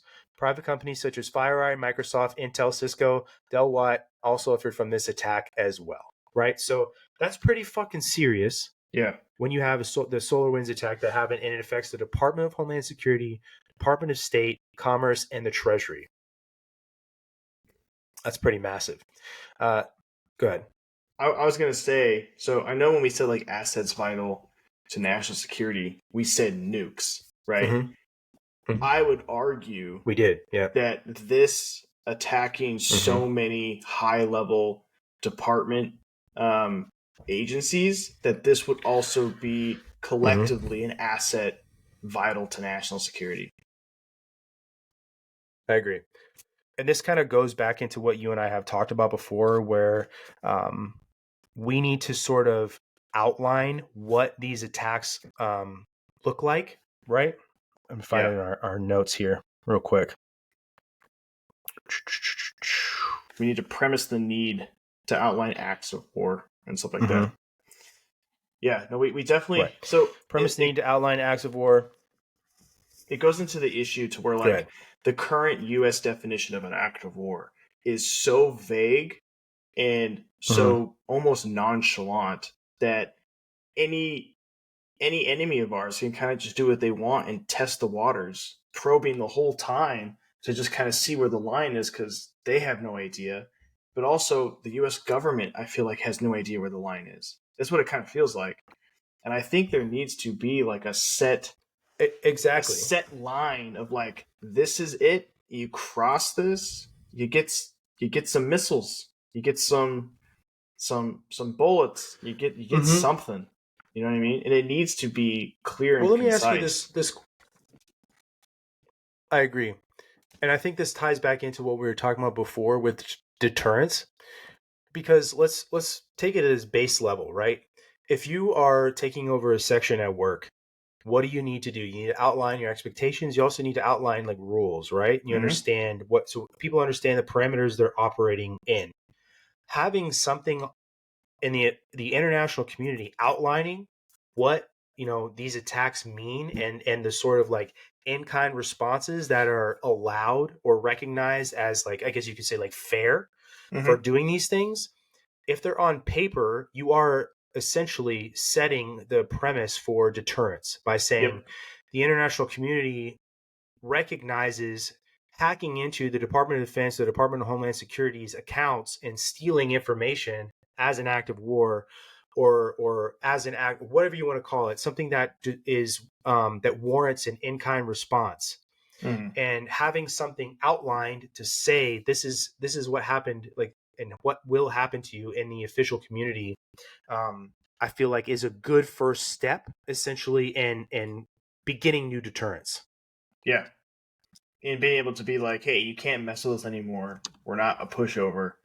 You can just be like, hey, the one we could use is the one we just kind of said, like, if you hack any department of the government's agencies or their servers, computers, information, any of them, then here is the exact response that we will do, because it doesn't have to be an active war thing. You can say it's an act of aggression. And you can be like, here's the exact response that we will do.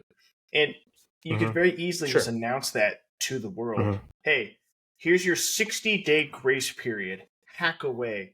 But on day 61, this is now in effect, and we will now respond. We gave you a grace period. If you mess up, you mess up, and you're going to get the repercussions. And I want to be clear, the repercussions to these things, they need to be equal to the act that it was. I'm not saying, oh, they knock out the pipeline, for example, let's now nuke Moscow. That doesn't make sense. That's not equal in any single way. It needs to be equal to the act. Or like stealing emails, right? You steal these emails from the Secretary of State, and they're confidential communications. You're not going to go and shut down a pipeline and affect civilians, right? Yeah. That kind of thing. Yeah. Right. So there would be some sort of precedent for that as well. Maybe shut down and power that would engender a lot of really interesting conversation. Sure. But that's just like the thing is, that's kind of like, I don't know, that seems kind of weird, because it's almost like a gentlemanly warfare, right? Oh, you take my troops here, I'm going to take your troops there, you're not going to do anything about it, that kind of thing. There would have to be like something, and like I said, this would have to be, these would be massive conversations with massive, you wouldn't call it even legislation. They would be, guidelines, essentially. International law says this, and we all know that doesn't get recognized everywhere, because there is no global government. Anyway, I'll read you a little bit more about the SolarWinds attack. Okay. The Russian government has denied any involvement in the attack. Again, said that Russia does not conduct offensive operations in the cyber domain, which I firmly believe is BS. According to another Reuters report, the suspected nation-state hackers based in China exploited SolarWinds during the same period of time the Sunburst attack happened. Suspected China-based threat actors targeted National Finance Center, which is a payroll agency for the U.S. Department of Agriculture. Let me go back in here real quick to kind of wrap up what I was referring to. Make sure I don't miss anything. Yeah. But yeah, so Chinese and Russian state actors essentially exploited the SolarWinds hack to collect information. And so what do you get from, targeting the National Finance Center? Specifically, apparently, it says here, which is a payroll agency for the U.S. Department of Agriculture. You're getting a lot of information that you can sell, right? You're getting information you can sell and use against Social them. Security numbers. People's Social Security numbers, people's banking, checking account numbers, routing numbers, all this other shit. Who knows what else, these companies document, you know what I mean? Or keep on file for employees or I feel like the U.S. Department of Agriculture too probably has all kinds of crap on American farming as well. Yeah. You could be talking about like loans with farmers. You could be, because farmers have a lot of debt. They do. It's something that I didn't even know until I had a troop who came from a farming family, and he kind of explained a lot of this to me, that all that equipment you don't just buy outright, because most of it, a lot of these guys have like millions of dollars in debt that they kind of pay off through their farming ventures, right? But I, off the top of my head, those are pretty serious things that the Department of Agriculture is maintaining, and who knows what else they have. You know what I'm saying? Yeah. it's pretty wild that what I was getting at is you could like was it you said the finance department and stuff was hacked. You could as an enemy National of the Finance Center. yes, as the enemy of the U.S., you could use that to like convince people to like cross the United States. Like, hey, I see you only make this much. I know you're struggling. I will give you X amount of money if you provide me with X amount of secrets. Right. That happens often. That's not like it happened to two Navy sailors. They were approached by China recently within the last year. Like, hey, we will give you thousands of dollars. You're talking about the recent one? Yeah. This They'll is give just you a couple months thousands ago. of dollars so you can give us some secrets on your ship. Thanks. They were both tried and found guilty. But yeah, it's happening. Pieces of shit. Yeah. No, I mean, this all kinds of like anything you learn about somebody that's personal can be levied against them. You've got a mother in the hospital, you've got a sick kid, you've got a bunch of debt. This is why all these things like those dorky CBTs we take, right? Like it gives you all this like wacky information about a fake person, and it's like which one has the most identifiers that could be exploited for espionage, and it's like dude just showed up to work with a Lambo, is buying everybody lunch, just took his family on 2 vacations to Disneyland, and is now wearing D&G suits to work every day. Yeah. He's guy works at McDonald's. Yeah. You know what I mean? Like, where the fuck? Exactly. Yeah. No, like, where the fuck is this money coming from? I don't know. I sold the 11 spices and, from KFC to the Chinese. But no. Yeah. Got him. Ladies and gentlemen, we got him. One thing I did want to talk about, is there a defined act of war in cyberspace? The answer to that is no. There is not. There's not. There's not a universally accepted official definition of an act of war specifically for cyberspace. The application of this concept to cyber operations is complex for sure. Some points, right? So there's everything you and I have been talking about. We're giving opinions, and these are essentially varying interpretations of events, right? And some of these events we've made up. And some of these events have been real, right? So the SolarWinds thing, the Colonial Pipeline, those are real events. We're giving our interpretation of them.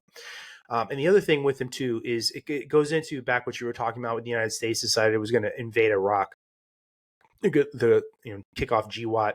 There was not a global consensus at the UN that that it was legal what we were doing, right? Yep.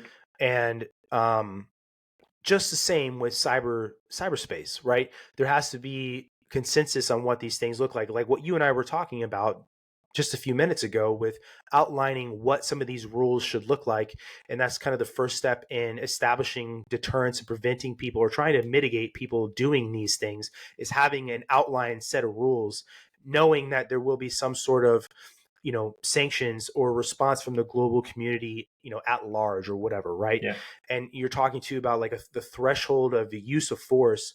What sort of like use of force are you going to use? And again, like I mentioned at the beginning of this conversation, the thing I always told my airmen is that your initial use of your language is a use of force. You're telling somebody to do something. Ask, tell, make, right? It's your first use of force. You have a thing that has a clear exactly. That's your first use of force. Exactly. And that's that threshold of force that we're talking about, right? So these UN charters that can come out, these international laws or whatever.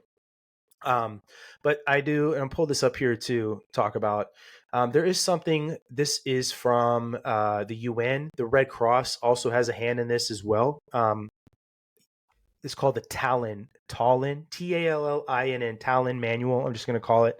It says it is a comprehensive guide on how international law applies to cyber warfare. So I'll just give you some of the key points here. There are 9 as well, right? Legal framework, interpretation of how existing international law, particularly law in armed conflict, applies to cyber operations. State responsibility. So what that means is the responsibility of nations, right? Sovereignty. Kind of goes into what we were talking about before. Cyber operations violating the sovereignty of another state, right? If the Houthi rebels decide that they're going to hack the, I don't know, whatever water plant in California, they're not a nation. right? Yeah. Prohibited targets outlines restrictions on targeting civilian infrastructure. Kind of what I said before. You're stealing emails from the U.S. Department of State. You're not going to go and shut down, a pipeline that, or whatever. Self-defense, pretty self-explanatory. Neutrality in cyberspace. This is an interesting thought. Neutral states are not allowed their territory to be used for cyber operations and armed conflict.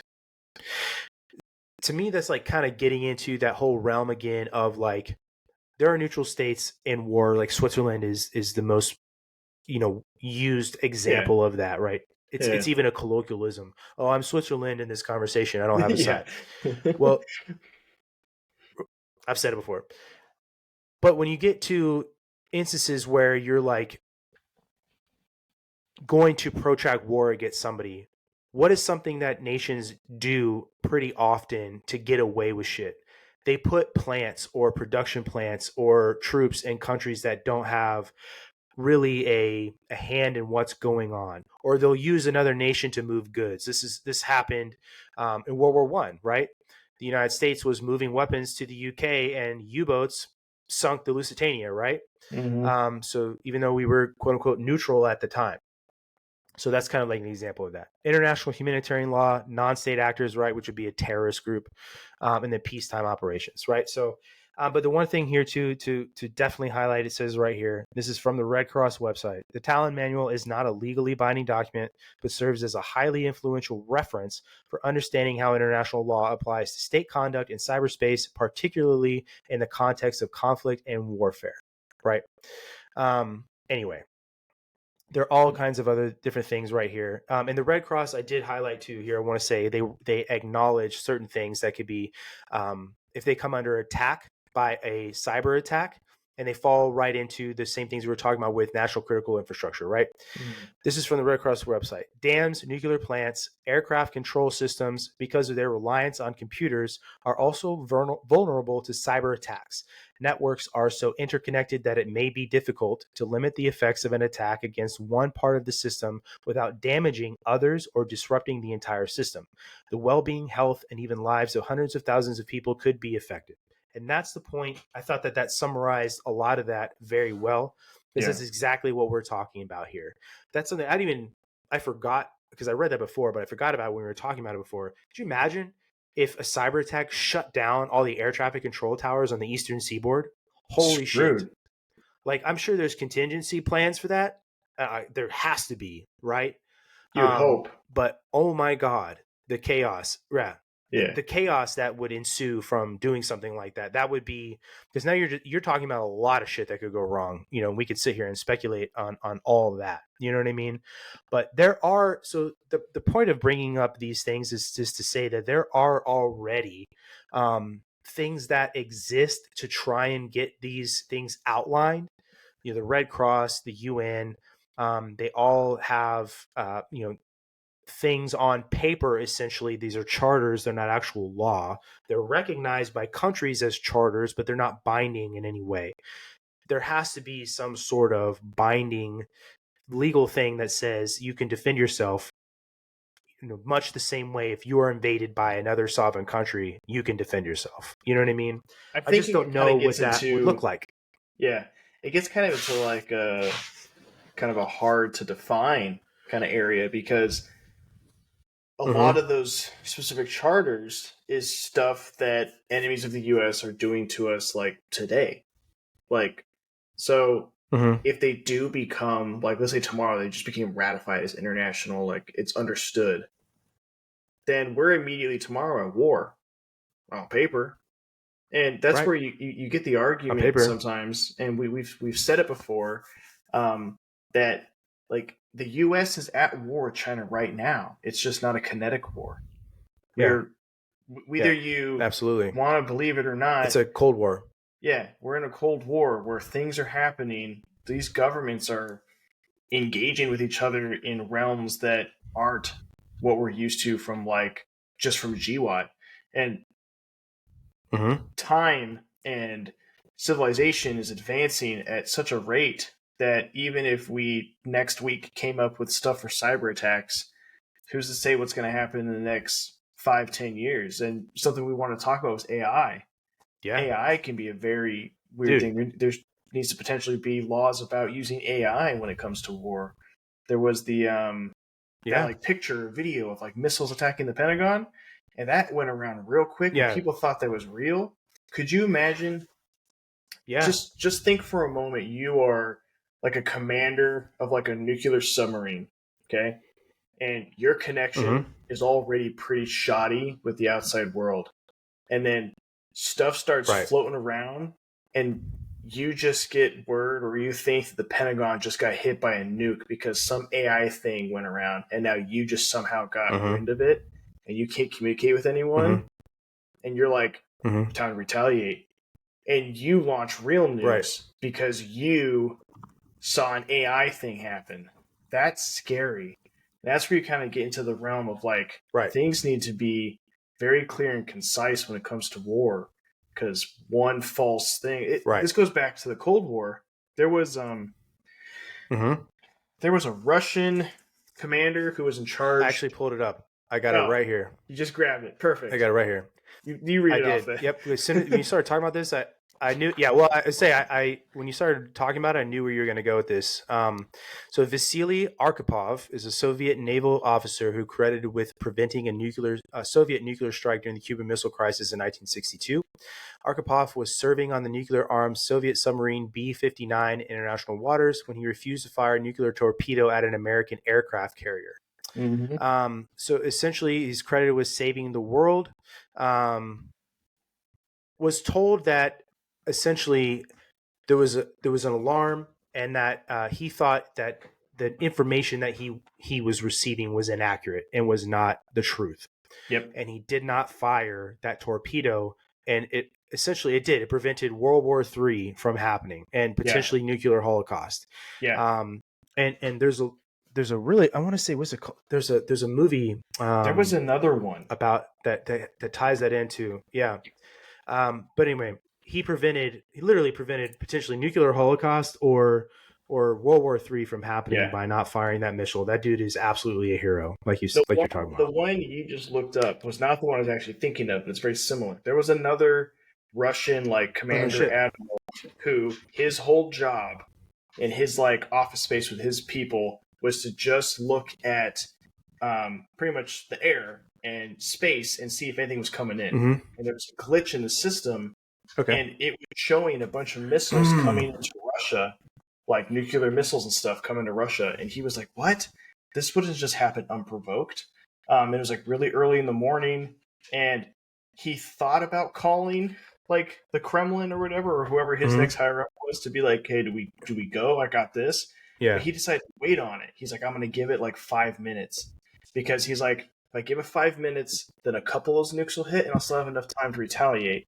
He gave it the 5 minutes, nothing hit, and it went away, and it was just a glitch from a previous exercise that Russia did the week before.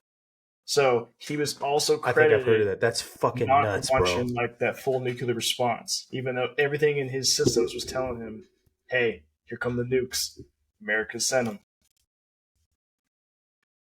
Dude, thank God there are people out there like that who use their fucking brain, dude. Yeah. And this is totally not on the same fucking level, but it reminds me of that story I've told you before. I'm just gonna tell because it's kind of funny, real quick. One morning I was coming on to shift. This is Halloween, okay? And I was working at our law enforcement desk, dispatching patrols, right? Just come on shift. It's 5:30 in the morning. And immediately I get a phone call, and it's some lady in housing. And she's like, yeah, I'm pretty sure there's a bomb on the doorstep across the street. And in my brain, and I didn't say this to her, I'm like, no fucking way there's a bomb on somebody's doorstep in housing, right? Yeah. But, I have to treat it seriously. I'm like, okay, where are you at? What's your address? What's the address there? What does it look like? Can you describe it to me? Can you decide where it's at? Blah, blah, blah, blah, blah. And she's like, yeah. She's like, I know this is going to sound kind of dorky, but it looks like one of those cartoon bombs. And it's round, spherical, black, And in my mind, I'm like, it's fucking Halloween. It sounds like you're describing a cauldron to me. I didn't say that to her because I'm not going to tell her to go across the street and look at it, right? And so I technically did not do what I was supposed to do. I took all the information from her, and I had my buddy call me. And I was like, hey, man, this is what I was just told, and I want you to go look. And he's like, yeah. He's like, okay, I'll go look. He gets there, calls me. He's like, bro, it's a plastic cauldron. And I'm like, I fucking knew it. And so I immediately called my flight chief, and this is the same guy we referenced in Slim Jim Chicken. And I was like, hey, boss, this is what I just did. This is what happened. It got called in. I'm going to put it in the blotter. This is exactly what it is. This is what she saw. Yep, that's how she saw described this it. bomb. Wile Coyote. Right. Wile Coyote across the street. Just ran exactly. Right. Yeah, I just seen him, dude. The Roadrunner took off. So stupid. But no, I was like, hey, man, hey, boss, I didn't technically do what I was supposed to do, but this is what I did, and it ended up being a false alarm. And he's like, well, I can't be mad at you because you're right. You technically didn't do what you were supposed to do, but you also didn't kick off a bunch of unnecessary bullshit, so good job. Right? Thanks, but no and that's thanks. definitely not the same as not launching nukes, right? No. But for real, right? You use your fucking brain. Anyway, is the whole point of that story. But yeah, no, thank God for people like that. But you said something earlier to kind of go back to what we were talking about with China. We said it's a Cold War. I almost would say to me that to you that and everybody listening that it's not necessarily a Cold War because these sorts of capabilities didn't exist necessarily, like they did when we were at the Cold War with the Soviet Union. And they had like espionage and spies. I was going to say sleeper the US agents was spying, type things, but right. We were killing each other's agents and all kinds of shit, right? Mm-hmm. And you could sit there and say, like, this is the game of spies and all this other shit. But I would absolutely argue that converting a Russian spy to the American side by feeding him McDonald's and giving him Levi's jeans, okay, versus shutting down the Colonial Pipeline is a hell of a big fucking difference. And I would argue it's a very warm Cold War. Exactly. Yeah, it's a global warmed Cold War, right? No, it's I would no, but that's kind of the point of what I wanted to say with this episode is I consider these sorts of things, this ransomware attack on US infrastructure to be a kinetic attack because it is. Because it is immaterial how that pipeline gets shut down. It's immaterial how all the power in New York City gets shut down in the middle of January, in the dead of winter. It doesn't matter. It doesn't matter if that power plant is blown up. It doesn't matter if it's completely rendered useless because of a cyber attack. It doesn't matter. Just like those Iranian nuclear refineries, right? They got ruined. Now they got ruined over a long period of time, but they were ruined. That is a kinetic attack on Iranian resources, right? Kinetic meaning that there's actually some sort of damage that's happening, but it's immaterial in my mind how that happens. And so I would argue that it is more than a Cold War and that the U.S. is failing by viewing it as just a Cold War, whereas the Chinese are very much viewing all of this stuff as actual warfare, they are at hot war type States. stuff. Yeah. Yeah. It may not be bullets flying, but it's definitely not fucking, well, not yet. Right. And something like that would be absolutely paired with some sort of massive cyber attack on the United States. So in my opinion, right? Yeah. And I feel like we would do the same thing if we were going to, draw first blood, so to speak. But that's the whole point of this conversation is I want to say that I do not believe that cyber attacks are non-kinetic and that they don't do real damage because they absolutely do. And we essentially, you and I are definitely in our little platform here are calling for more vocalization and things on paper, internationally recognized, responses to these sorts of things, for them to happen. Yeah, for sure. And that's kind of the whole thing here is in today's day and age, we have definitely gotten to a point to where things are way more gray, but we can definitely define things within our current realm of reality. We can define these cyber attacks. We can define this type of stuff. And it can go into even like weird stuff. Like we were talking a long time about cyber attacks and stuff, but we had a crazy time in 2020 until just recently. From a very unique thing that came from a country that we are at a Cold War with, China. And that thing ruined the entire, messed up the economy. it messed up. Like right now we have a whole bunch of inflation going on in the U.S. Like the U.S. has not been doing well since the The global epidemic. community hasn't been doing Yeah, well. and Yeah, there's and there's argument that that might have been like a bioweapon, or it might have been something released on purpose. There's a whole bunch of things that go into that, or maybe it's released too early, or it's accidentally released. But that could also be considered an act of war. And do you think that could be considered an act of war? yeah, absolutely. There are no shortage of uses of biological warfare throughout history. Yeah. Whether it's infected blankets, or it's launching diseased bodies over the walls of cities, Mm-hmm. those are all biological attacks. And if you could prove that a nation did something like that, and that now what that is, you're talking about affected the entire world, right? But Mm-hmm. if you could isolate it, I don't even know if you could, to a city or a single country, yeah, that would be, to me, that would be considered an act of war, and would, if you're, let's say this, if you're costing hundreds of thousands of lives because of a sickness, then that warrants bullets flying, to me. You know what I mean? Yeah. It wouldn't just, you're not going to, oh, well, we're going to go give everybody else over there, get them sick too, blah, blah, blah. Like, no, Yeah. like that to me would account for a lot greater of a thing. So yeah, Because I a mean, I would say biological too, if war you like could, that is entirely possible. I wouldn't yep. put it past governments having certain biological weapons that they already Mm-hmm. have like the vaccine to, or the like fix for, that they could Mm-hmm. just launch into a battle space, clears out a bunch of stuff, and then your people can walk right through it because you've already cleared that. Yeah, they're fine once they like take this, or they have this, and they can just go through. um, that's war. It Yeah, it's a real it is. thing. And there are already a lot of guidelines and rules that outline the use of biologics and chemical things in warfare. And we Mm-hmm. practice them all the time. You know what I mean? Yep. Because those, a lot of those things are outlawed. The Hague outlawed a lot of those things, especially after World War One. The uses of certain gases, it's not allowed, right? You Yep. can't do certain things, because of the effects it has on people. And Yeah. there's really no way to control a lot of that stuff, even though it may dissipate in the air in a certain amount of time or whatever. But yeah, no, I absolutely would think it is.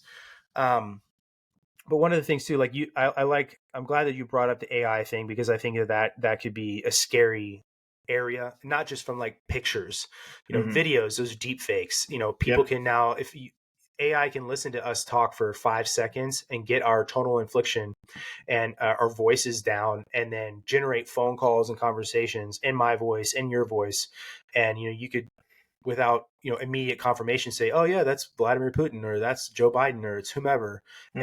and these are what they said, and this is blah blah blah.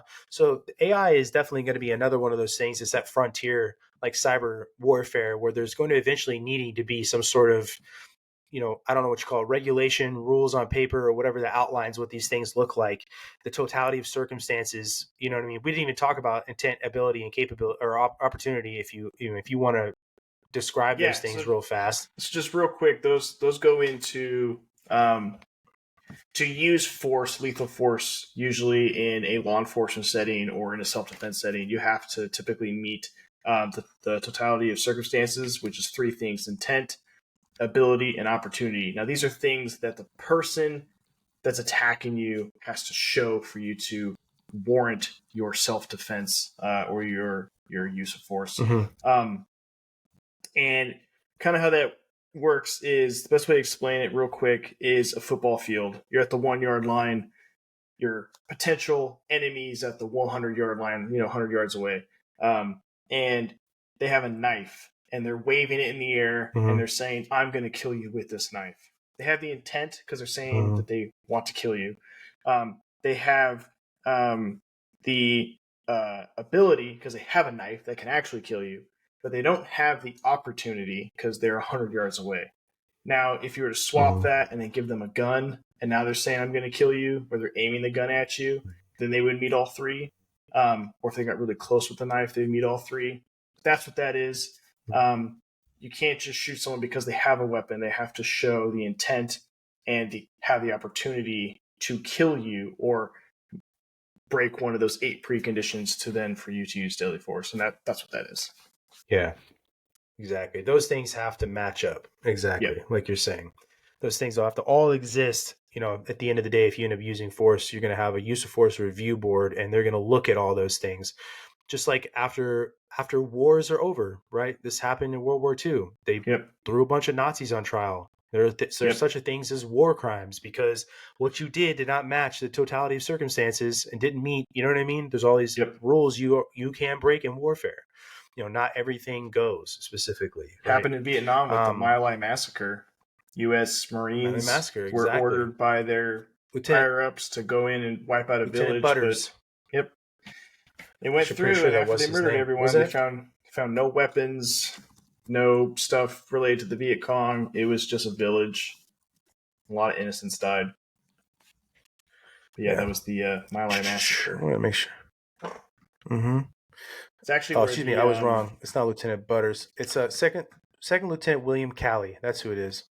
Sorry for misspeaking. I think Google's here. It's actually where the military, because before the My Lai massacre, if a higher up gave you an order, you had to do it. That's where the term lawful order came from. So you, as a subordinate, if you came up to me and said, "Hey, go kill that kid," I'd be like, "No, you're an idiot. I can actually say no to you now." It's just as much as your duty to do what you're told as it is to tell somebody you're giving me an unlawful order. You cannot just say I was just following orders anymore. That's a good thing, for sure. Yep, for sure. So talking about things that aren't cyber related, my question to you is, like, now we're talking about like oddball things that are affecting our country and causing, chaos and all kinds of other bullshit, like TikTok, right? Information warfare. Would you consider? I would not consider TikTok to be like an active war. No. But would you consider the use of TikTok by U.S. military members as something that should be like completely and totally banned? I know you can't have it on like government phones. Yeah. Or would you say like maybe something less stringent as like you can't use it while you're on duty and you can't use you can't have your uniform on in your videos? I would say the lesser is probably more appropriate. The second one you said. Now, a lot of people, when they join the military, they tend to forget that they actually relinquishing a lot of their rights to defend their brothers and sisters' rights, their people to the left and right. That's why, like, you can't smoke weed while you're active in the military. It's like one of the big things, right? That's a right you gave up, even though in every other state you can smoke it as long as you're of age. State and federal laws are different. Yep. And so I would argue with TikTok, and they did this with Pokemon Go. So like Pokemon Go was a real big thing. Dude. And yes, everyone was doing it. I was doing it. But the issue with Pokemon Go is that it used your camera to catch the Pikachu or the Squirtle Squad's where it's at. All the squirrels with the sunglasses. But anyways, so they to catch the Pokemon, right? But the issue that was happening is you had service members on a military installation walking around to go catch their Pokemon, and they're mapping the installation without even knowing it.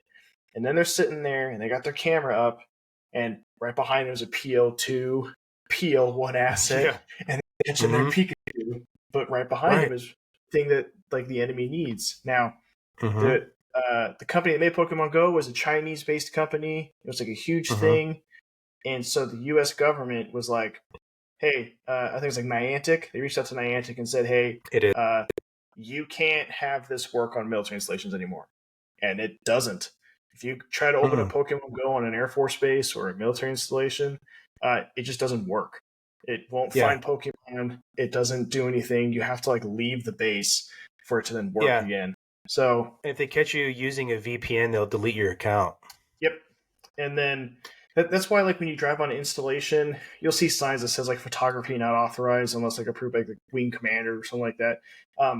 Now, if you're in base housing, taking a picture of your kid at the park, that's fine. Yeah.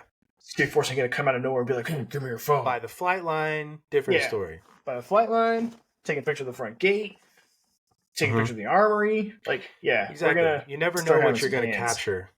Yeah. Right. I would say with TikTok. So I would say with TikTok, you could very easily just like with Pokemon Go, you can make it so it just doesn't work on military installations. The second they enter military installation, a demarcation zone, TikTok don't work no more. And then you could make a written rule where, yeah, you cannot use TikTok in your military uniform. That's an easy thing to just write up, and it's an easy thing to reprimand airmen, soldiers, Marines, and sailors for. Yeah, I would argue that should just be the baseline, because I would also argue that if you're making TikToks or videos in uniform, that you're using it for personal gain. Because if you're sitting there in video in now, unless you are specifically like doing a video to promote the Air Force or the Army or whatever, saying, hey, come out to this event and support, right? If you're on there and you're cooking in uniform or you're doing your makeup in uniform or whatever, like personally, right? It's just me, and I know there's some people that disagree. I think you're using your uniform for personal gain, and you shouldn't be, right? So to me, it's like as a baseline. That technically already exists too. Like, you're not supposed to use your uniform to get favors. Like, well, right. If you're what I'm saying is technically, if you're in uniform and you're like at a restaurant and they give you a free lunch, it's technically, if you're in uniform, that's wrong. They're supposed to give you a free lunch just because they like you as a person, not because you are in uniform.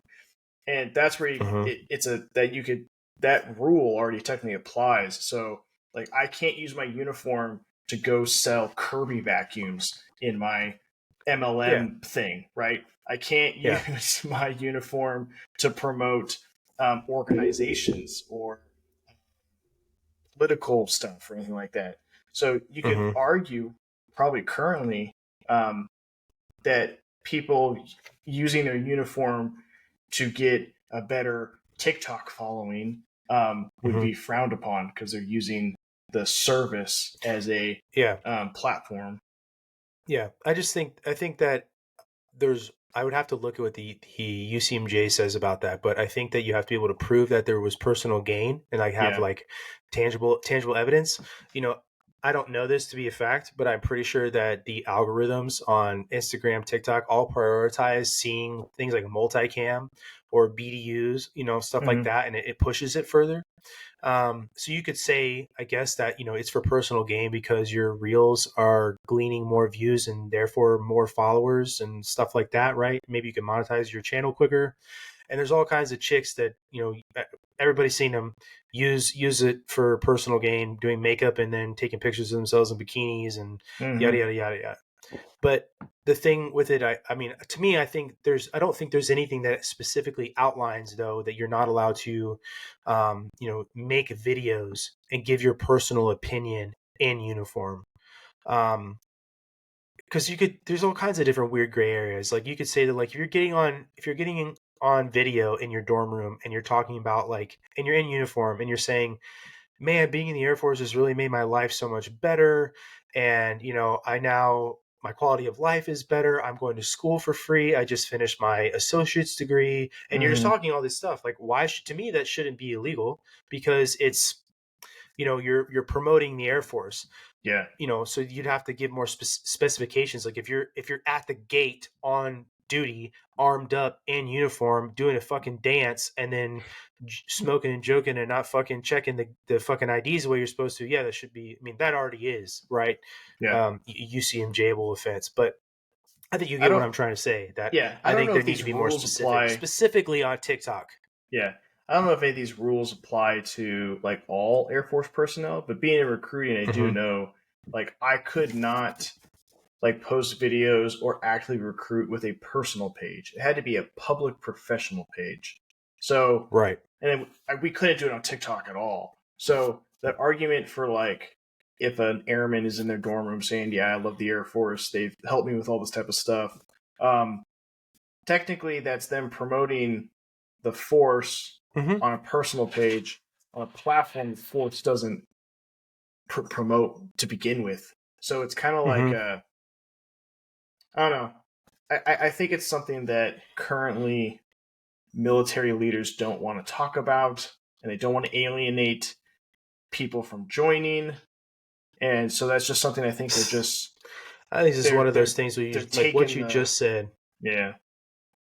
what you just said about alienating people from joining, because I literally had this conversation with a senior leader in one of my units about that. And I was literally told my job is to keep, airmen happy so they want to re-enlist. And if we're having conversations about, well, we should let them use TikTok, a Chinese spy app, essentially, just so they'll stay in the military. Like, I would question what kind of airmen you want in the military.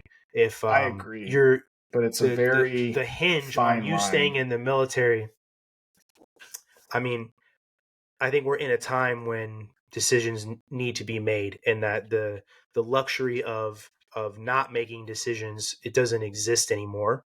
Well, But not making a decision is a decision, and that's why like this well, that's what I'm upsets saying. you and I Inaction. here. Yeah, is Yeah, uh yeah. No, that's inaction and not yeah, making a decision to say you just. And it would be okay with me personally if it was like no military members are allowed to use TikTok, point blank, right? cool. Yeah, Like, and I'm not saying you should I'm not saying you should lose your military career over it, right? I'm not even suggesting it should be an Article 15able offense. If you get an LOR, right? Let's do the whole progressive fucking discipline thing, right? yeah, You and do it five it's fucking not times in a the row. Well, sorry, you lost a strike. it wouldn't be the first time the DoD would restrict its service members from doing stuff. Like DoD service Exactly. members can't can't like show off their bodies for like Hustler or Playboy, even if there's Well, yeah, no there was that famous affiliation incident that at Ti did all. that Yeah, on even if there's no Playboy. affiliation at all to your service, you cannot do that. It's not a thing you can do. I'm pretty sure that the Playboy Ti had her campaign hat on. But She did. I'll even say this, dude.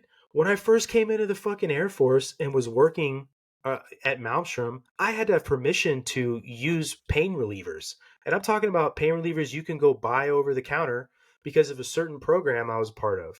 Yeah. So, like, you're telling me I have to have permission to take fucking extra strength Tylenol, right? That's pretty fucking restrictive.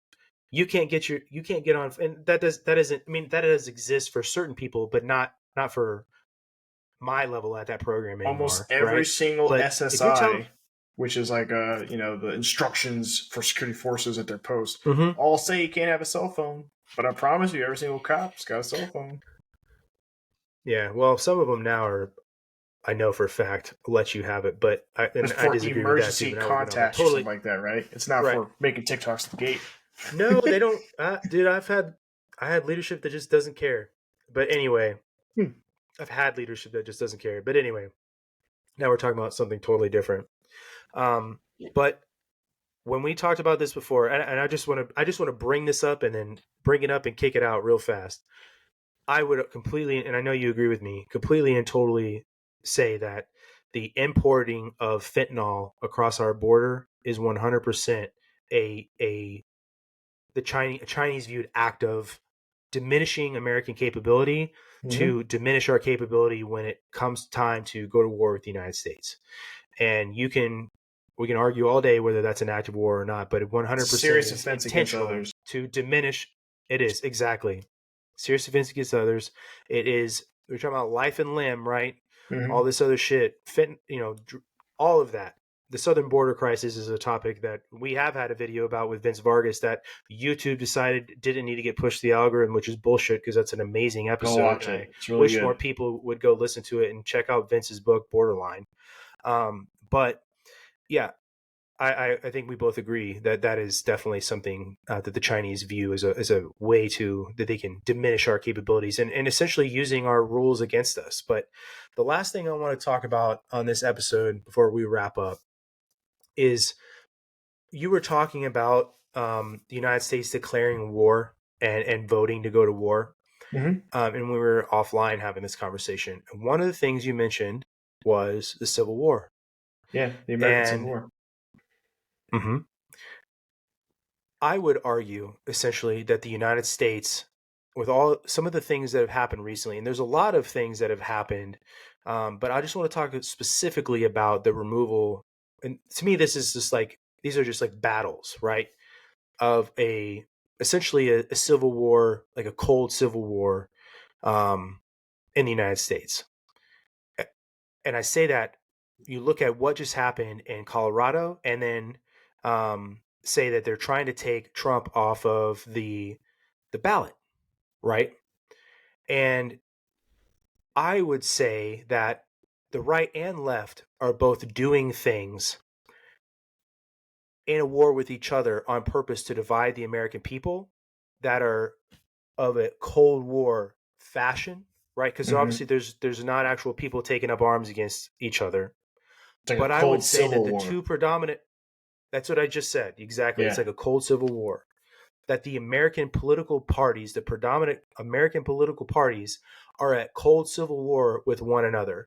And they're drawing Americans into the middle of it by you know, preying on our passions, preying on our emotions, preying on things that we need to survive when it comes to grocery costs, when it comes to gas costs, when it comes to how our children are educated, all of these things that our government essentially is at a cold civil war by preying on us that way. And the two predominant political parties in our country are doing that on purpose.